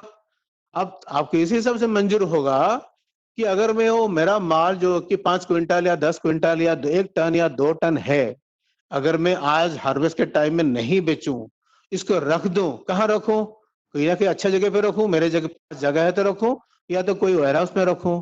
तो वेयर हाउस का रेंट देने के बावजूद और मेरा अगर मैं कुछ लोन लिया क्रॉप लोन के लिए, उसका इंटरेस्ट देने के बावजूद, ये सारे जो कॉस्ट है, ये कॉस्ट अदा करने के बाद, पेमेंट करने के बाद, तभी अगर 3 महीने के बाद मुझे जो प्राइस मिल रहा है वायदा बाजार में, अगर वो प्राइस मेरे लिए अच्छा है, अगर 160 रुपया 150 रुपया मिल रहा है और मेरा सारे कॉस्टिंग जाने के बाद भी 140 मेरा ले से कॉस्टिंग हो रहा है, 20 रुपया और मिल रहा है, तो डेफिनेटली मैं हिम्मत रखूंगा, वो माल को अभी नहीं बेचूंगा, 3 महीना कहीं ना कहीं रखूंगा, कोई वेयर हाउस में व्यवस्था करूंगा रखने के लिए, और मैं समय पे उसको आज के दिन में मैं मेरा डील सौदा लॉक कर दिया, मुझे फिर कोई डर नहीं है, मेरा डील लॉक हो चुका है। अगर आज मान लीजिए जून है तो जून का एंड है, मैं अगर जुलाई अगस्त सितंबर एंड का कोई कॉन्ट्रैक्ट कर लिया है तो मतलब वो कॉन्ट्रैक्ट से मैं हिलने वाला नहीं हूँ, ना होने वाला, वो कॉन्ट्रैक्ट फाइनल हो गया। तो मुझे पता है सितंबर एंड में जो कॉन्ट्रैक्ट एक्सपायर कर रहा है बीएससी में, वो कॉन्ट्रैक्ट में तो मुझे इतना पैसा मिलेगा, और मैं इसलिए राजी हुआ आज ये कॉन्ट्रैक्ट करने के लिए, क्योंकि 3 महीना तक मेरा जो खर्चा भी है वेयर हाउसिंग रेंट से लेके बाकी जो खर्चा है, तो वो खर्चा उठाने के बाद भी मुझे ये प्रॉफिटेबल हो रहा है, इसीलिए मैं तैयार हुआ हूँ। तो ये तैयार होने के लिए आपको ये मार्केट में उतरना पड़ेगा, क्योंकि ये मार्केट जो है वायदा बाजार, ये 2 चीज करता है। एक तो ये करता है आपको हमेशा आज के दिन में फ्यूचर का प्राइस बताता रहता है। अब जून में आपको लेट से अगस्त का प्राइस बताएगा, सितंबर का प्राइस बताएगा, अक्टूबर, जितने कॉन्ट्रैक्ट ऑलरेडी चालू है 3-3 महीने के आगे प्राइस आपको बताता जाएगा। और ये होता है प्राइस डिस्कवरी। ये प्राइस होता कैसे है? ये प्राइस इसलिए होता है कि लाखों और हजार लोग जो है आज के दिन में तैयार है कि 3 महीने के आगे का सौदा करने के लिए, वो आके उनका सेल ऑर्डर और बाय ऑर्डर जो है, खरीदने और बेचने वाला ऑर्डर जो है, बीएससी का जो इलेक्ट्रॉनिक प्लेटफॉर्म है या कोई भी एक्सचेंज का, कमोडिटी एक्सचेंज का प्लेटफॉर्म है, उस पे अपना वो ऑर्डर को बरसात करते हैं आज के दिन में। आज अगर सौदा हो रहा है 3 महीने के बाद वाला कोई कॉन्ट्रैक्ट का, मतलब आज वो लोग कोई जो बाय करना चाहता है उसको लगता है मैं इतने पैसे में बाय करूंगा, सेल करना जो चाहता है वो बोलता है मैं इतने पैसे में सेल करूंगा। तो सेल ऑर्डर बाय ऑर्डर का मैचिंग होने के बाद एक प्राइस डिस्कवर होता है, जो कि 3 महीने के बाद वो प्राइस में, आज का दिन में जो लास्ट ट्रेडिंग प्राइस होता है उससे पता चलता है कि आज का दिन में 3 महीने बाद वाला ये जो अनाज या जो ग्रेन, ये जो क्रॉप है, उसका इतना चाहिदा है, डिमांड है। कम डिमांड है तो कम पैसा के लिए आज के दिन में लॉक होगा ट्रेड, अच्छा डिमांड है तो अच्छा प्राइस के लिए होगा। तो अकॉर्डिंगली ये प्राइस 3 महीने का आगे का प्राइस आज ही डिस्कवर हो जाता है। आज आपका मंडी में आपका आज का दिन का स्पॉट प्राइस डिस्कवर हुआ और आज के दिन में बीएससी प्लेटफॉर्म में 3 महीने के आगे का भी प्राइस डिस्कवर हुआ। अब आपको देखना है कि ये मंडी का प्राइस से बीएससी का प्राइस कितना डिफरेंस है, और मुझे अभी वायदा बाजार में फ्यूचर प्राइस पे पोजीशन लेना या नहीं लेना। तो 2 चीज होता है, प्राइस डिस्कवरी होता है, प्राइस डिसमिनेशन जो होता है, लोगों को पता चलता है, बीएससी का स्क्रीन कोई भी देखेगा पता चल जाएगा कि गुआर का या कोई भी चीज बीएससी बेच रहा है तो वो प्राइस 3 महीने का आगे क्या है, इसके ट्रांसपेरेंट सारा कंट्री का सबको पता है कि क्या है। तो अगर आज पता चल गया, फिर आप आपका रिस्क मैनेजमेंट करोगे। क्या रिस्क है? रिस्क यह है कि मैं कमोडिटी को, क्रॉप को रखूंगा 3 महीना, जो रिस्क है मेरा ठीक से रखूंगा, क्वालिटी मेंटेन होगा कि नहीं, उसमें जो बैच दूंगा या रेंट दूंगा, इस सारे रिस्क के बावजूद भी अगर मुझे मुनाफा हो रहा है मैं करूंगा। तो ये चीज जो है, प्राइस डिस्कवरी आज हो गया, फिर मैं रिस्क मैनेजमेंट करने के लिए पोजीशन लूंगा। ये दोनों में काफी अंतर है। एक तो जान लिया मैं फ्यूचर प्राइस, फिर जान के उसमें जाके जो योगदान करना है, पार्टिसिपेट करना है, ये एक बहुत बड़ी कदम है। ये कदम नॉर्मल छोटे छोटे किसान कभी उठा नहीं पा रहे थे, ना पाएंगे। उनको पता रहता था कि एक्सचेंज का प्राइस इतना ज्यादा बता रहा है, फिर भी मुझे अड़तिया ये दाम बता रहा है, ये एपीएमसी में इतना बता रहा है, लेकिन करें क्या? बार्गेनिंग पावर अकेला नहीं होगा। इसीलिए इस कॉन्टेक्स्ट में ये फार्मर प्रोड्यूसर ऑर्गेनाइजेशन का ये बहुत बड़ा रोल है, भूमिका निभाना है आगे, कि आप जो है एकजुट होके, आपको अगर लगता है आप वो फार्मर्स का जो प्रोड्यूस आप एकजुट करके कलेक्ट करोगे और उसको 3 महीने के आगे बेच पाओगे। कॉल ऑप्शन, पुट ऑप्शन बात की बात है, फ्यूचर बात की बात है। अगर आपको फ्यूचर में बेचना है, आज नहीं बेचना है, डिस्ट्रेस सेल नहीं करना है, डेस्परेटली नहीं बेचना है, 3 महीने के आगे बेचने का आपका क्षमता है, तो फिर ये क्षमता कैसे आएगा? बिकॉज आपको यूनिटी है, 500-600 लोग मिलके जो एपीओ बना रहे हो, आपका मैनेजर आपको समझाएगा ऐसे करने से होगा। अब रही बात ये मार्केट के बारे में, ये मार्केट के बारे में हम लोग काफी काम कर चुके हैं और आगे और भी करेंगे। ये मार्केट के बारे में बहुत सारे समस्याएं हैं, चैलेंजेस लोग जो बताते हैं। एक तो है यहाँ एक mark to market margin concept है, वो कोई फार्मर को समझ में नहीं आता है कि मैं बेचना चाहता हूँ, फिर डेली बेसिस में क्यों मार्जिन देता रहूंगा। ये भी हम लोग हल कर दिया। अगर आपको बेचना है, फार्मर का काम क्या, बेचना ही तो है। उनको ऑप्शन लेना है तो पुट ऑप्शन लेना है। पुट ऑप्शन होता क्या है? पुट ऑप्शन है आपको एक अधिकार दिया गया है, 3 महीने के आगे आप बेच सकते हो, आपके अधिकार आपको कोई छीन नहीं सकता। और जो आपको पुट ऑप्शन बेचा है उसका ये ड्यूटी है, आपसे खरीदेगा ही खरीदेगा। सिमिलरली कमोडिटी फ्यूचर्स में क्या है, आप फ्यूचर में एक कमोडिटी बेचने के लिए आज तैयार हो गए हो, तो जब फ्यूचर का वो टाइम आएगा, जो बायर है वो लेगा ही लेगा, आपको सिंपली सामान दे देना है। तो हम लोग क्या किए, अगर आपको बेचना ही है तो आप हमारा एक्सचेंज का जो रजिस्टर्ड वेयरहाउस है वहां तुरंत जैसे आप पोजीशन लिए फ्यूचर में 3 महीने के आगे का सामान ले आइए, रख दीजिए और वो सुरक्षित रहेगा। और जैसे रख देंगे आपका अर्ली पे इन कंसेप्ट है वो हो जाएगा, आपको कोई मार्जिन देना नहीं पड़ेगा मार्क टू मार्केट। बस क्योंकि आप पोजीशन लिए हैं, थोड़ा सा एक 5% 6% टाइप का एक मार्जिन देना है, इनिशियल मार्जिन, फिर पोजीशन लेना है और भूल जाना है।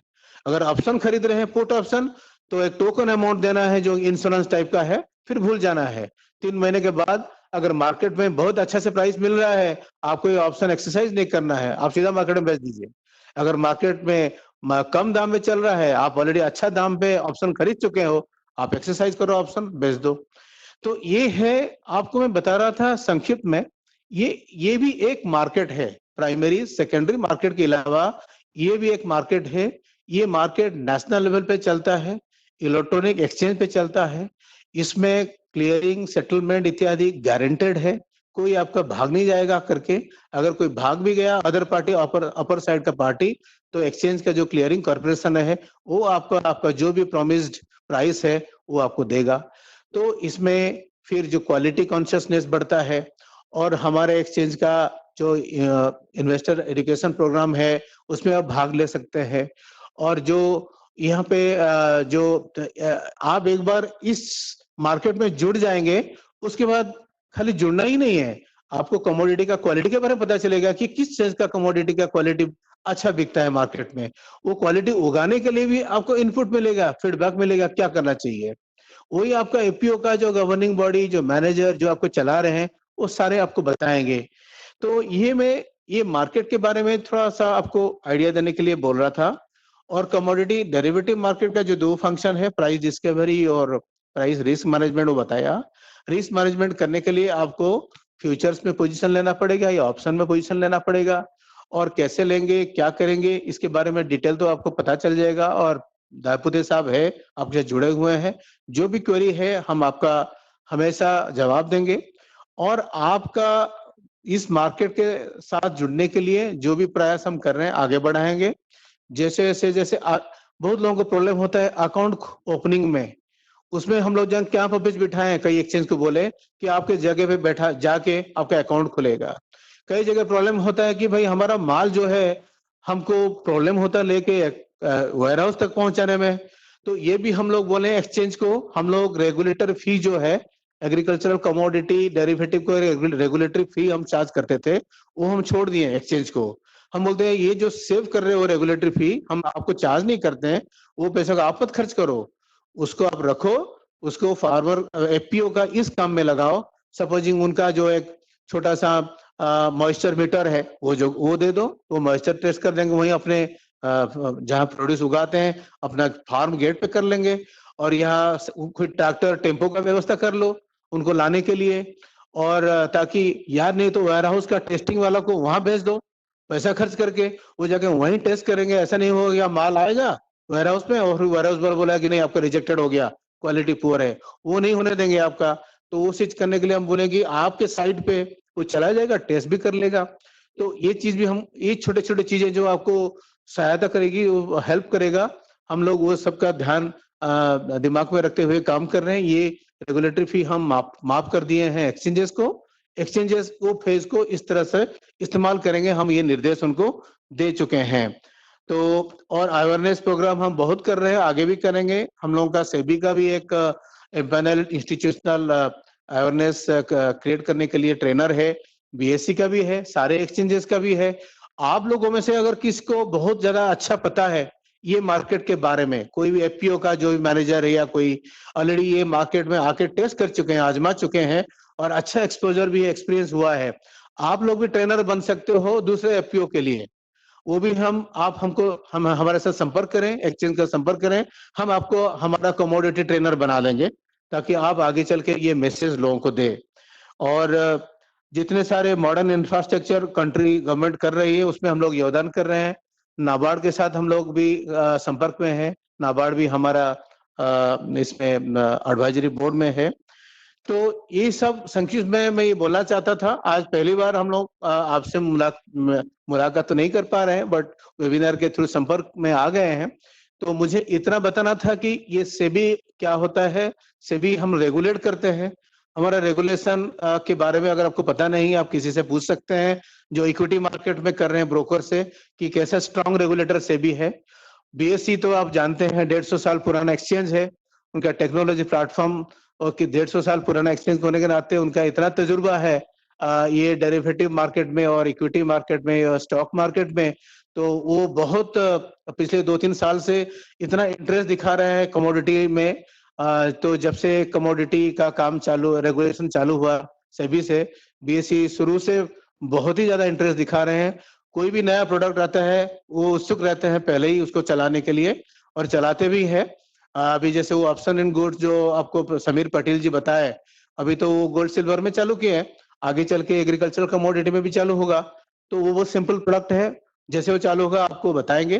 तो बस आज इतना ही काफी है, ज्यादा और आप लोगों का समय नहीं लूंगा। इतना बता रहा हूँ कि आप अगर ये मार्केट से जुड़े रहेंगे, थोड़ा एक्सपेरिमेंटल लेवल में सही, छोटे छोटे 2-4 लॉट्स का ट्रेड भी चालू करिए, जस्ट फॉर एक्सपीरियंस के लिए। आपको डेफिनेटली अगर अच्छा लगेगा, फिर हम आगे है, आपको और ज्यादा हैंड होल्डिंग, ट्रेनिंग कुछ भी चाहिए, हम आपको मदद के लिए तैयार है। तो विद दिस आप लोगों को बहुत बहुत धन्यवाद कि आप लोग हमारे साथ जुड़े हैं आज वेबिनार के तरफ, वेबिनार के थ्रू। और दाऊदे साहब आपको भी बहुत बहुत धन्यवाद कि आपने ये ऑर्गेनाइज किया, और बीएससी वालों को भी खूब खूब धन्यवाद कि आप लोग भी आपका मंच दिए दाऊदे साहब को, अपना एपीओ जितने हैं उनको हमारे से जुड़ने का अवसर दिए। Thank you, thanks a lot. बहुत बहुत धन्यवाद मेंबर सर, आपने काफी अच्छी जानकारी दी जो हम लोग देना भूल गए थे। श्री मोहंती जी, मेंबर सेबी यांनी एफपीसी बद्दल गव्हर्नमेंट ऑफ इंडियाचे इनाम स्कीम 2020 चा ऍग्रिकल्चर ऑर्डिनन्स ज्यांनी मोठी संबोधलेली आहे, आणि जो 10,000 प्रोग्राम आहे गव्हर्नमेंट इंडियाचा त्याच्याबद्दल माहिती दिली सरांनी। मुख्य म्हणजे जे सांगितलेलं आहे की एकी आपली युनिटी राहिली तर आपलं अस्तित्व राहील। अमेरिका आणि फ्रान्स इथचे शेतकरी सुद्धा ऍग्रिगेटर रोल मध्ये प्ले करतात, त्यामुळे आपल्यासाठी एफपीओ जे फार्मर प्रोड्युसर कंपनी हे बेस्ट प्लॅटफॉर्म आहे। त्यांनी प्रायमरी मार्केट काय, सेकंडरी मार्केट काय, आपण आज 21 सप्टेंबरच्या आपला मुंगचा भाव, उडीदचा भाव किंवा तुरीचा भाव कसा फिक्स करू शकतो ते सुद्धा त्यांनी सांगितलं।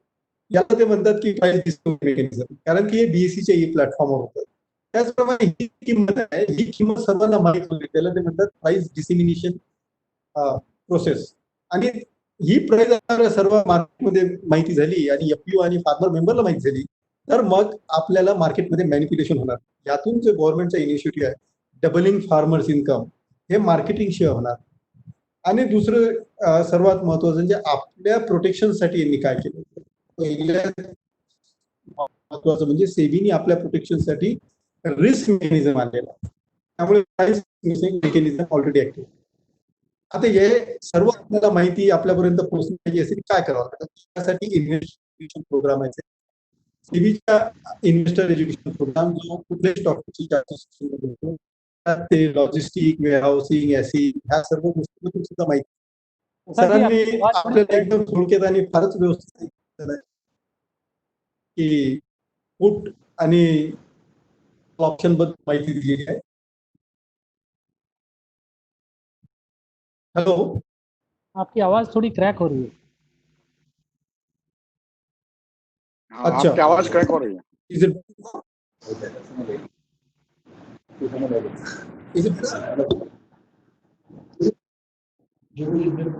नहीं थोड़े सवाल भी आ रहे हैं, लगता है थोड़े सवाल भी आ रहे हैं. देखो जरा, आई थिंक कोई क्वेश्चन देखा मैंने अभी.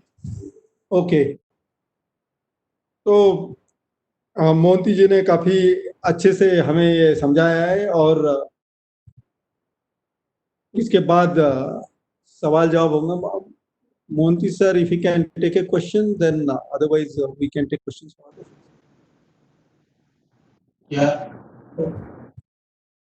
आज जो सबसे ज्यादा हुआ कि ये ईटी फार्मर प्रोड्यूसर ऑर्गेनाइजेशन ने पार्टिसिपेट किया है, तो लार्जली तो अकोला और नागपुर साइड के एफपीओ सबसे ज्यादा दिखाई दे रहे हैं पूरे लिस्ट में. तो सर को दो लोगों से करना करेंगे. जैसे नेशनल कोऑपरेटिव डेवलपमेंट कॉर्पोरेशन है दिल्ली में, वैसे महाराष्ट्र कोऑपरेटिव डेवलपमेंट कॉर्पोरेशन है, उनके एमडी श्री आखरे ज्वाइन किए हुए इसको. और आपके कटक कॉलेज के सीनियर है Shri Panigrahi, general manager union bank of India, उन्होंने भी ज्वाइन किया है. तो उनके बारे में मेंशन करना था, तो उन दोनों ने ज्वाइन किया, इसलिए बहुत बहुत धन्यवाद. तो सर पहले एक दो सवाल आपके लिए लेते हैं और उसके बाद फिर बीएससी के पास.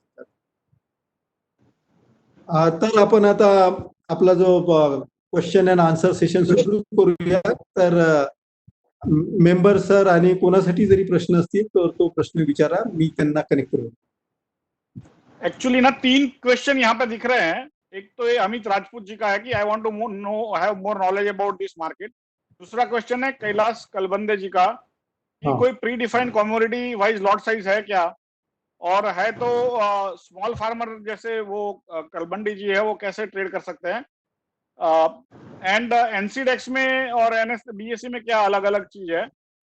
और तीसरा है कि फ्यूचर का जो प्राइस है वो बीएससी पे कम दिखता है और स्पॉट प्राइस ज्यादा है, तो एफपीए को क्या करना चाहिए.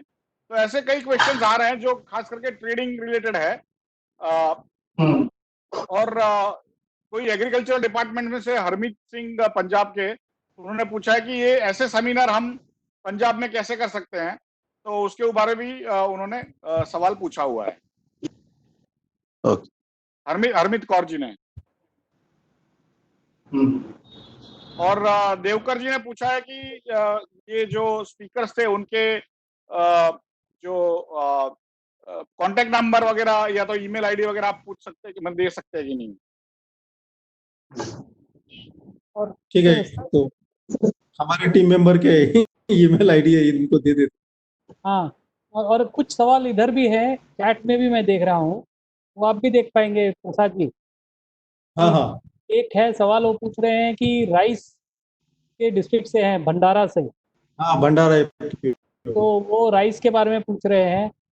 फिर उसके बाद एक पूछ रहे हैं कि commodity wise minimum lot size क्या होता है ट्रेड करने का, तो इस तरह का. फिर एक है सवाल कि एक्सेट्रा. तो इसे आप भी देख सकते हैं सर आप. और मोरिंगो और आम में कब लाओगे फ्यूचर का ट्रेडिंग. मोरिंगा जो रहता है ना उसमें, और आम में कब लेके आएंगे फ्यूचर वगैरह, उसका भी एक क्वेश्चन है. तो लार्जली सारे सवाल बीएससी के लिए है, तो आशीष जी आप देख लीजिए. समीर हाँ समीर भाई. मेरे ख्याल से अगर बीएससी के पास अभी जैसे लॉट साइज ये सब डिटेल है नहीं अभी, तो जो जो पूछे हैं उनको राइटिंग में भी दे कैन जी जी वो आंसर दे सकते हैं, लेकिन जवाब जो दे जनरल सकते हैं, क्वेश्चन है मेरे ख्याल से आशीष जी या समीर कैन समीर समीर मराठी लैंग्वेज में बोल सकते हैं तो बता दीजिए। जो हाँ। जो जनरल क्वेश्चन है बता सकते हैं। अगर कोई स्पेसिफिक है आपके पास अभी फिगर नहीं है तो आप बता सकते हैं थ्रू राइटिंग बाद में भी। श्योर श्योर श्योर सर, जैसे सवाल है मोरिंगा एंड मैंगो ये कमोडिटी एक्सचेंज में लॉन्च कर सकते हैं क्या? तो सर ये तो अभी इनका रिक्वेस्ट है तो इसके ऊपर एक बार कर सकते हैं, लेकिन मेरे ख्याल से मैंगो अप्रूव्ड लिस्ट में नहीं है और मोरिंगा मुझे एक बार चेक करना पड़ेगा। तो अभी फिलहाल तो फिर यहाँ पे सर मेंशन समीर बताएंगे। हेलो। मैं बस क्लैरिफिकेशन मैं दे देता हूँ लिखो कि हाँ, ये जो ट्रेड हो रहा है कोयला बाजार में वो उन क्रॉप्स के हो सकते हैं जो गवर्नमेंट ऑफ इंडिया नोटिफाई किया है। Government of India 91 crops commodity जो एग्रीकल्चर टोटल कमोडिटी नोटिफाई किए हैं, जिसमें एग्रीकल्चर कमोडिटी कैसा है 30-40 या मोर देन दैट। तो अगर इसमें मैंगो नहीं है तो अगर डिमांड होगा जरूर गवर्नमेंट को लिख के रिक्वेस्ट करके नोटिफाई करवा सकते हैं।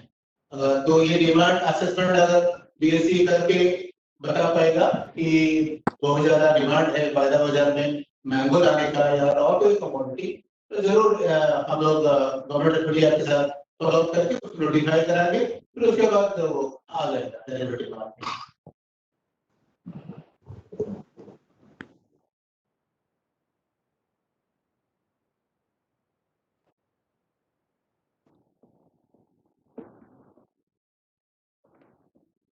हाँ, और क्वेश्चंस हैं पंजाब में कैसे कर सकते हैं? तो मैं ले लेता हूँ। पंजाब में हमारे है शम्मी जी, तो उनके थ्रू पंजाब में एफपीओ बहुत कम है। वहां पे हमने देखा है कि 30 ही फार्मर प्रोड्यूसर कंपनियां हैं जो एसएफसी ने प्रमोट की थी, लेकिन और कुछ डेटा नाबार्ड या नेशनल कोऑपरेटिव डेवलपमेंट कारपोरेशन मिल सकता है तो पंजाब और हरियाणा का दोनों मिलके एक प्रोग्राम कर सकते हैं, क्योंकि वहां पे 70 से 80 फार्मर प्रोड्यूसर्स कंपनियां रजिस्टर है।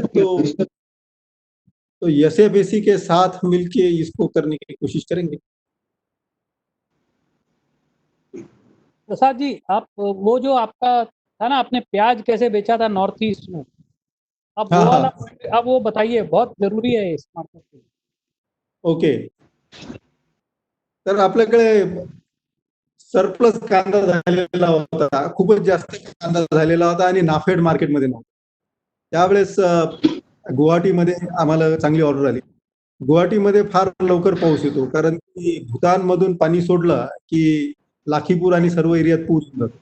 ही माहिती असल्यामुळे आम्ही सर्वात आधी कांदा उचलला आणि 10 ट्रक 25 टनाचे, म्हणजे क्वांटिटी फार जास्त वाटत असली तरी काही जास्त ट्रेड नाही आहे, तो 25-30 लाखाचा कांदा आम्ही पुणे मार्केटमधून म्हणजे आमच्या कंपन्यांकडून उचलून गुवाहाटीला विकला। आणि त्यानंतर परत येताना नागपूरला डिमांड असल्यामुळे आम्ही जवळजवळ 150 टन पोटॅटो हा मिदनापूरच्या कोल्ड स्टोरेज मधून उचलून घेऊन आलो। त्यामुळे आम्हाला लॉजिस्टिक मध्ये जवळजवळ 4 रुपयाचा प्रत्येक किलो मागे फायदा झाला। 4000 रुपये टन आमचा फायदा होता। तर हा एक ट्रेड झाला। हा वन ऑफ ट्रेड होता, कारण की गुवाहाटीतून फार मोठी डिमांड होती। त्यांना आमचे जे कांद्याचे रेट होते ते तिच्या गव्हर्नमेंटच्या रेटपेक्षा खाली होते आणि आपल्याकडे सरप्लस होतं पुणे लासलगाव मार्केटमध्ये, त्यामुळे तो ट्रान्झॅक्शन झाला। मिदनापूरचे रेट हे नागपूरच्या बटाट्यापेक्षा फारच कमी असतात, कारण की मिदनापूरला 5 ते 10 मिलियन टनची कोल्ड स्टोरेज कॅपॅसिटी आहे। 4 मिलियन टनची ॲप्रूव्ड कोल्ड स्टोरेज कॅपॅसिटी आहे मिदनापूरला। त्यामुळे तिथे 150-200 टन बटाटे आणणे हे फार सोपं। तो ये जो हमने ऑनियन का ट्रेड किया था लगभग 25 लाख रुपए का, और वापस आते उतने का ही पोटैटो का ट्रेड किया था। ये तो गवर्नमेंट के इनिशिएटिव में टॉप में आता है। टोमेटो, ऑनियन, पोटैटो जो ऑपरेशन ग्रीन है उसके अंतर्गत भी आता है, लेकिन हमारा वो रजिस्ट्रेशन न होने कारण हमें वो लॉजिस्टिक में 50% डिस्काउंट नहीं मिली। तो अगर मेंबर सर मदद करेंगे तो वो एक फायदा हो सकता है। इसमें एफपीओ का क्या होता है कि एफपीओ एक साइड से ऑनियन बेच रहे हैं और दूसरे साइड से पोटैटो खरीद रहे हैं, तो हमारे जो नासिक और अकोला के एफपीओ है वो ऑनियन बेचेंगे, और अभी तो अकोला के एफपीओ का जो येलो बल्ब का ऑनियन होता है उसकी डिमांड कम है, तो वो ऑनियन बिहार और यूपी के एफपीओ को दे सकते हैं, और वापस आते हुए उनसे उनके कोल्ड स्टोरेज में जो पोटैटो है उसको वापस ले सकते हैं, क्योंकि महाराष्ट्र और साउथ में पोटैटो बिल्कुल नहीं होता, और बिहार, बंगाल और यूपी में 85% पोटैटो होता है, बचा कुचा पंजाब, हरियाणा और राजस्थान, गुजरात में होता है। तो महाराष्ट्र का पूरा पोटैटो अभी गुजरात से आता है, और एफपीओ के थ्रू ही बेचा जा रहा है अभी, तो उनका रियलाइजेशन ज्यादा, हमारा रेट 9 रुपए से 14 रुपए हो गया, क्योंकि गुजरात वाले एफपीओ के थ्रू बेच रहे पोटैटो। तो ये एक ट्रांजैक्शन है, लेकिन ये वन ऑफ है, इसको हम अब मैकेनिज्म बनाएंगे जिसमें ये रेगुलरली कर सकते हैं। सर ऐसा है, Over to you, onion Neeraj. Approved commodity है सेबी की, तो हम भी देख सकते हैं, मतलब साथ मिलके कैसे हम आगे बढ़े इसमें।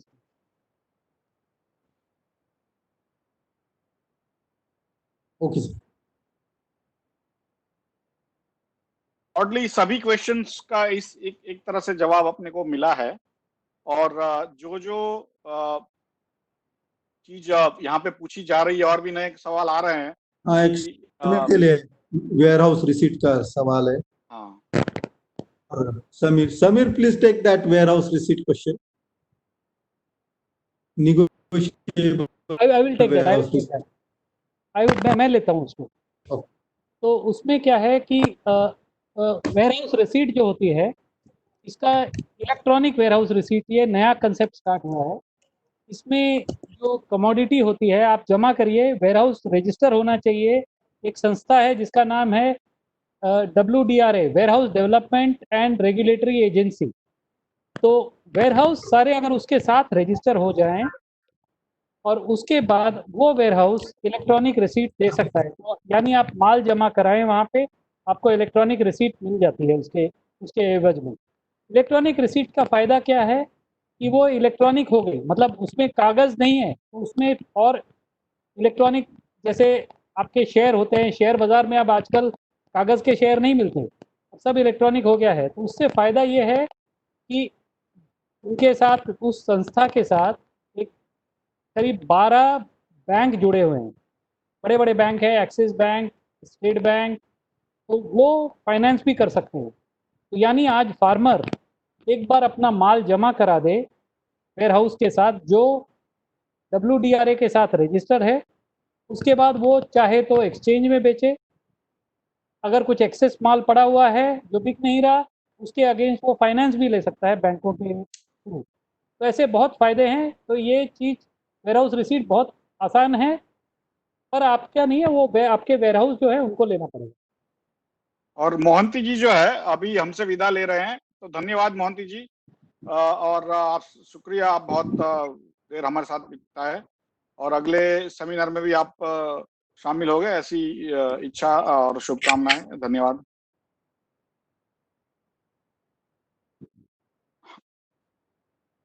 और भी एक क्वेश्चन है कि ये एफपीओ में वैल्यू एडेड जो होता है वो बीएसई पे लिस्टिंग हो पाएगा नहीं? जो नई चीजें बनती है, कोई पेस्ट बनती है, कोई सॉस बनता है, कोई चीज ऐसी बनती है जो एग्रीकल्चर प्रोड्यूस है, उसमें बीएसई पे लिस्ट होगा कि नहीं, उसका एक क्वेश्चन है।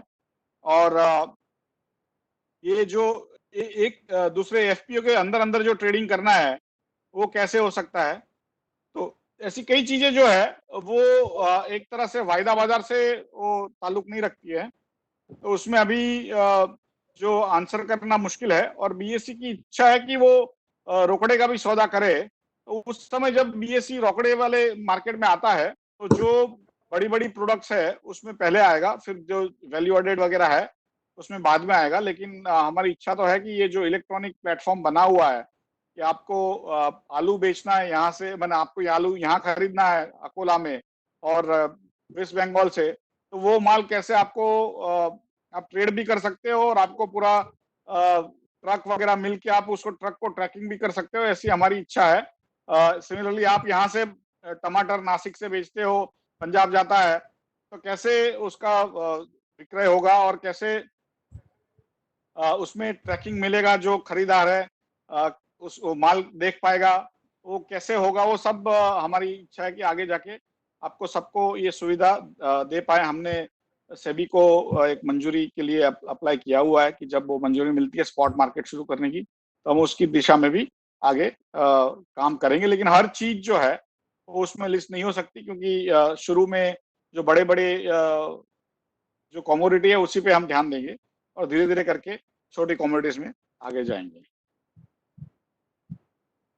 तो मेरे हिसाब से और ज्यादा क्वेश्चन नहीं है, और हम जितने भी क्वेश्चन आए हैं उसका जवाब राइटिंग में भी धापुत जी के द्वारा आगे भेजेंगे आपको।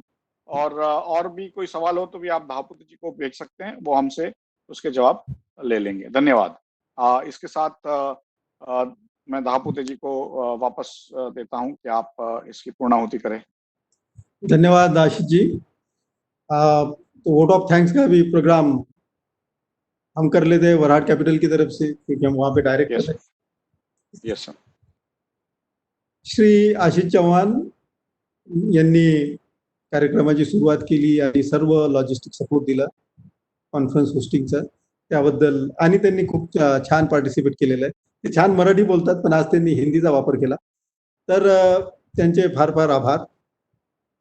नीरजजींनी फार सोप्या शब्दात 2 अकाउंट कसे असतात आणि वेगवेगळे असतात आणि बाकी रेग्युलेटरी मेकॅनिझम काय आहे त्याचं फार चांगल्या, आणि त्यांनी कमिटमेंट दिलेली आहे. सर्वात महत्वाची म्हणजे की त्यांनी जिल्ह्याच्या ठिकाणी जाऊन जिथे कमोडिटी फार मोठ्या प्रमाणात ट्रेड होते, 10,000 टन 15,000 टन, अशा ठिकाणी इन्व्हेस्टर कॉन्फरन्स घेण्याचं त्यांनी आपल्याला आश्वासन दिलेलं आहे. त्याबद्दल नीरजजींचे फार आभार. समीर पाटील यांनी फार व्यवस्थित याच्यात बीएससीची टेक्नॉलॉजी मळ्यापासून तर एक्सचेंज पर्यंत कसा सर्व व्यवहार होईल आणि त्याची फी कशी कमीत कमी राहील, आणि त्यांनी फार्मर प्रोड्युसरचं जे त्यांचं पॅकेज आहे ज्यात ग्रेडिंगची फी नाही आहे, गोदामची फी नाही आहे, ती माहिती दिली. त्याबद्दल समीर पाटील यांचे फार आभार. आजचे प्रमुख पाहुणे श्री मोहिंतीजी यांनी आपल्याला 2 तास दिलेत. त्यानंतर काही इंटरव्ह्यू पॅनल होता, त्यांची चेअरमन साहेबांसोबत मीटिंग होती, तरी त्यांनी आपल्याला 90 मिनिट नॉनस्टॉप दिले. त्याबद्दल त्यांचे फार आभार. त्यांनी सर्वात महत्वाचं म्हणजे की फार्म गेटला कशात जास्तीत जास्त फॅसिलिटी देता येतील जर एफपीओ असेल तर, त्यावर त्यांनी हे केलं. त्यांनी या गोष्टीवर सर्वात जास्त फोकस ठेवला, याचं कारण त्यांनी एकच सांगितलं की एकीमध्येच आपली उन्नती आहे. तर आपण एफपीओच्या मार्फत जर एकत्र आलो तर आपल्याला त्याचा काय फायदा होईल हे त्यांनी थोडक्यात सांगितलं.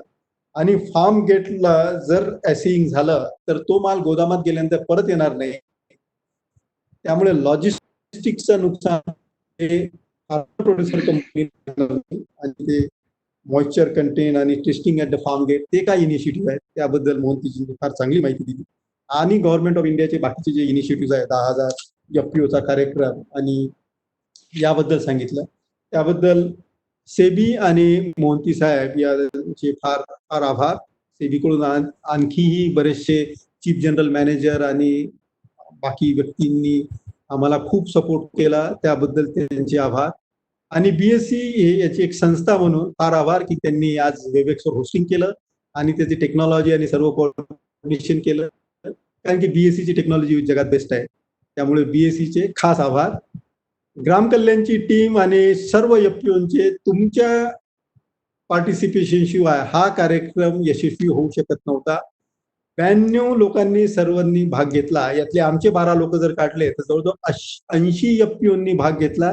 सर्व एफपीओंचे मनापासून आभार. आणि आपण असे कार्यक्रम पुन्हा घेऊयात, यासाठी तुम्ही आम्हाला खूप प्रोत्साहन दिलेलं आहे. तुमच्या सर्व प्रश्नांची उत्तरं देण्यात आलेली आहेत. यापुढे जे काही प्रश्न असतील ते तुम्ही cu@gramkalyan.com किंवा fpc@varrat.in याच्यावर पाठवा. तुमच्या सर्वांची उत्तर देतील. अकोला, औरंगाबाद आणि नागपूर इथल्या ऑफिसर्सचे मोबाईल नंबर तुमच्यासोबत शेअर केलेत. उस्मानाबादच्या अश्वजीतचा नंबर शेअर केला, त्यांच्यासोबत डायरेक्ट बोला, ते तुमच्या प्रश्नांची उत्तर देतील. ईमेल लिहा, आम्ही तुमच्या प्रश्नांची उत्तरं सेबी आणि बीएससी कडून घेऊन येऊ. आपण हा कार्यक्रम यशस्वी केला याबद्दल आपले खूप खूप आभार. आम्ही आपले आभारी आहोत. धन्यवाद. जय महाराष्ट्र, जय हिंद. जय हिंद.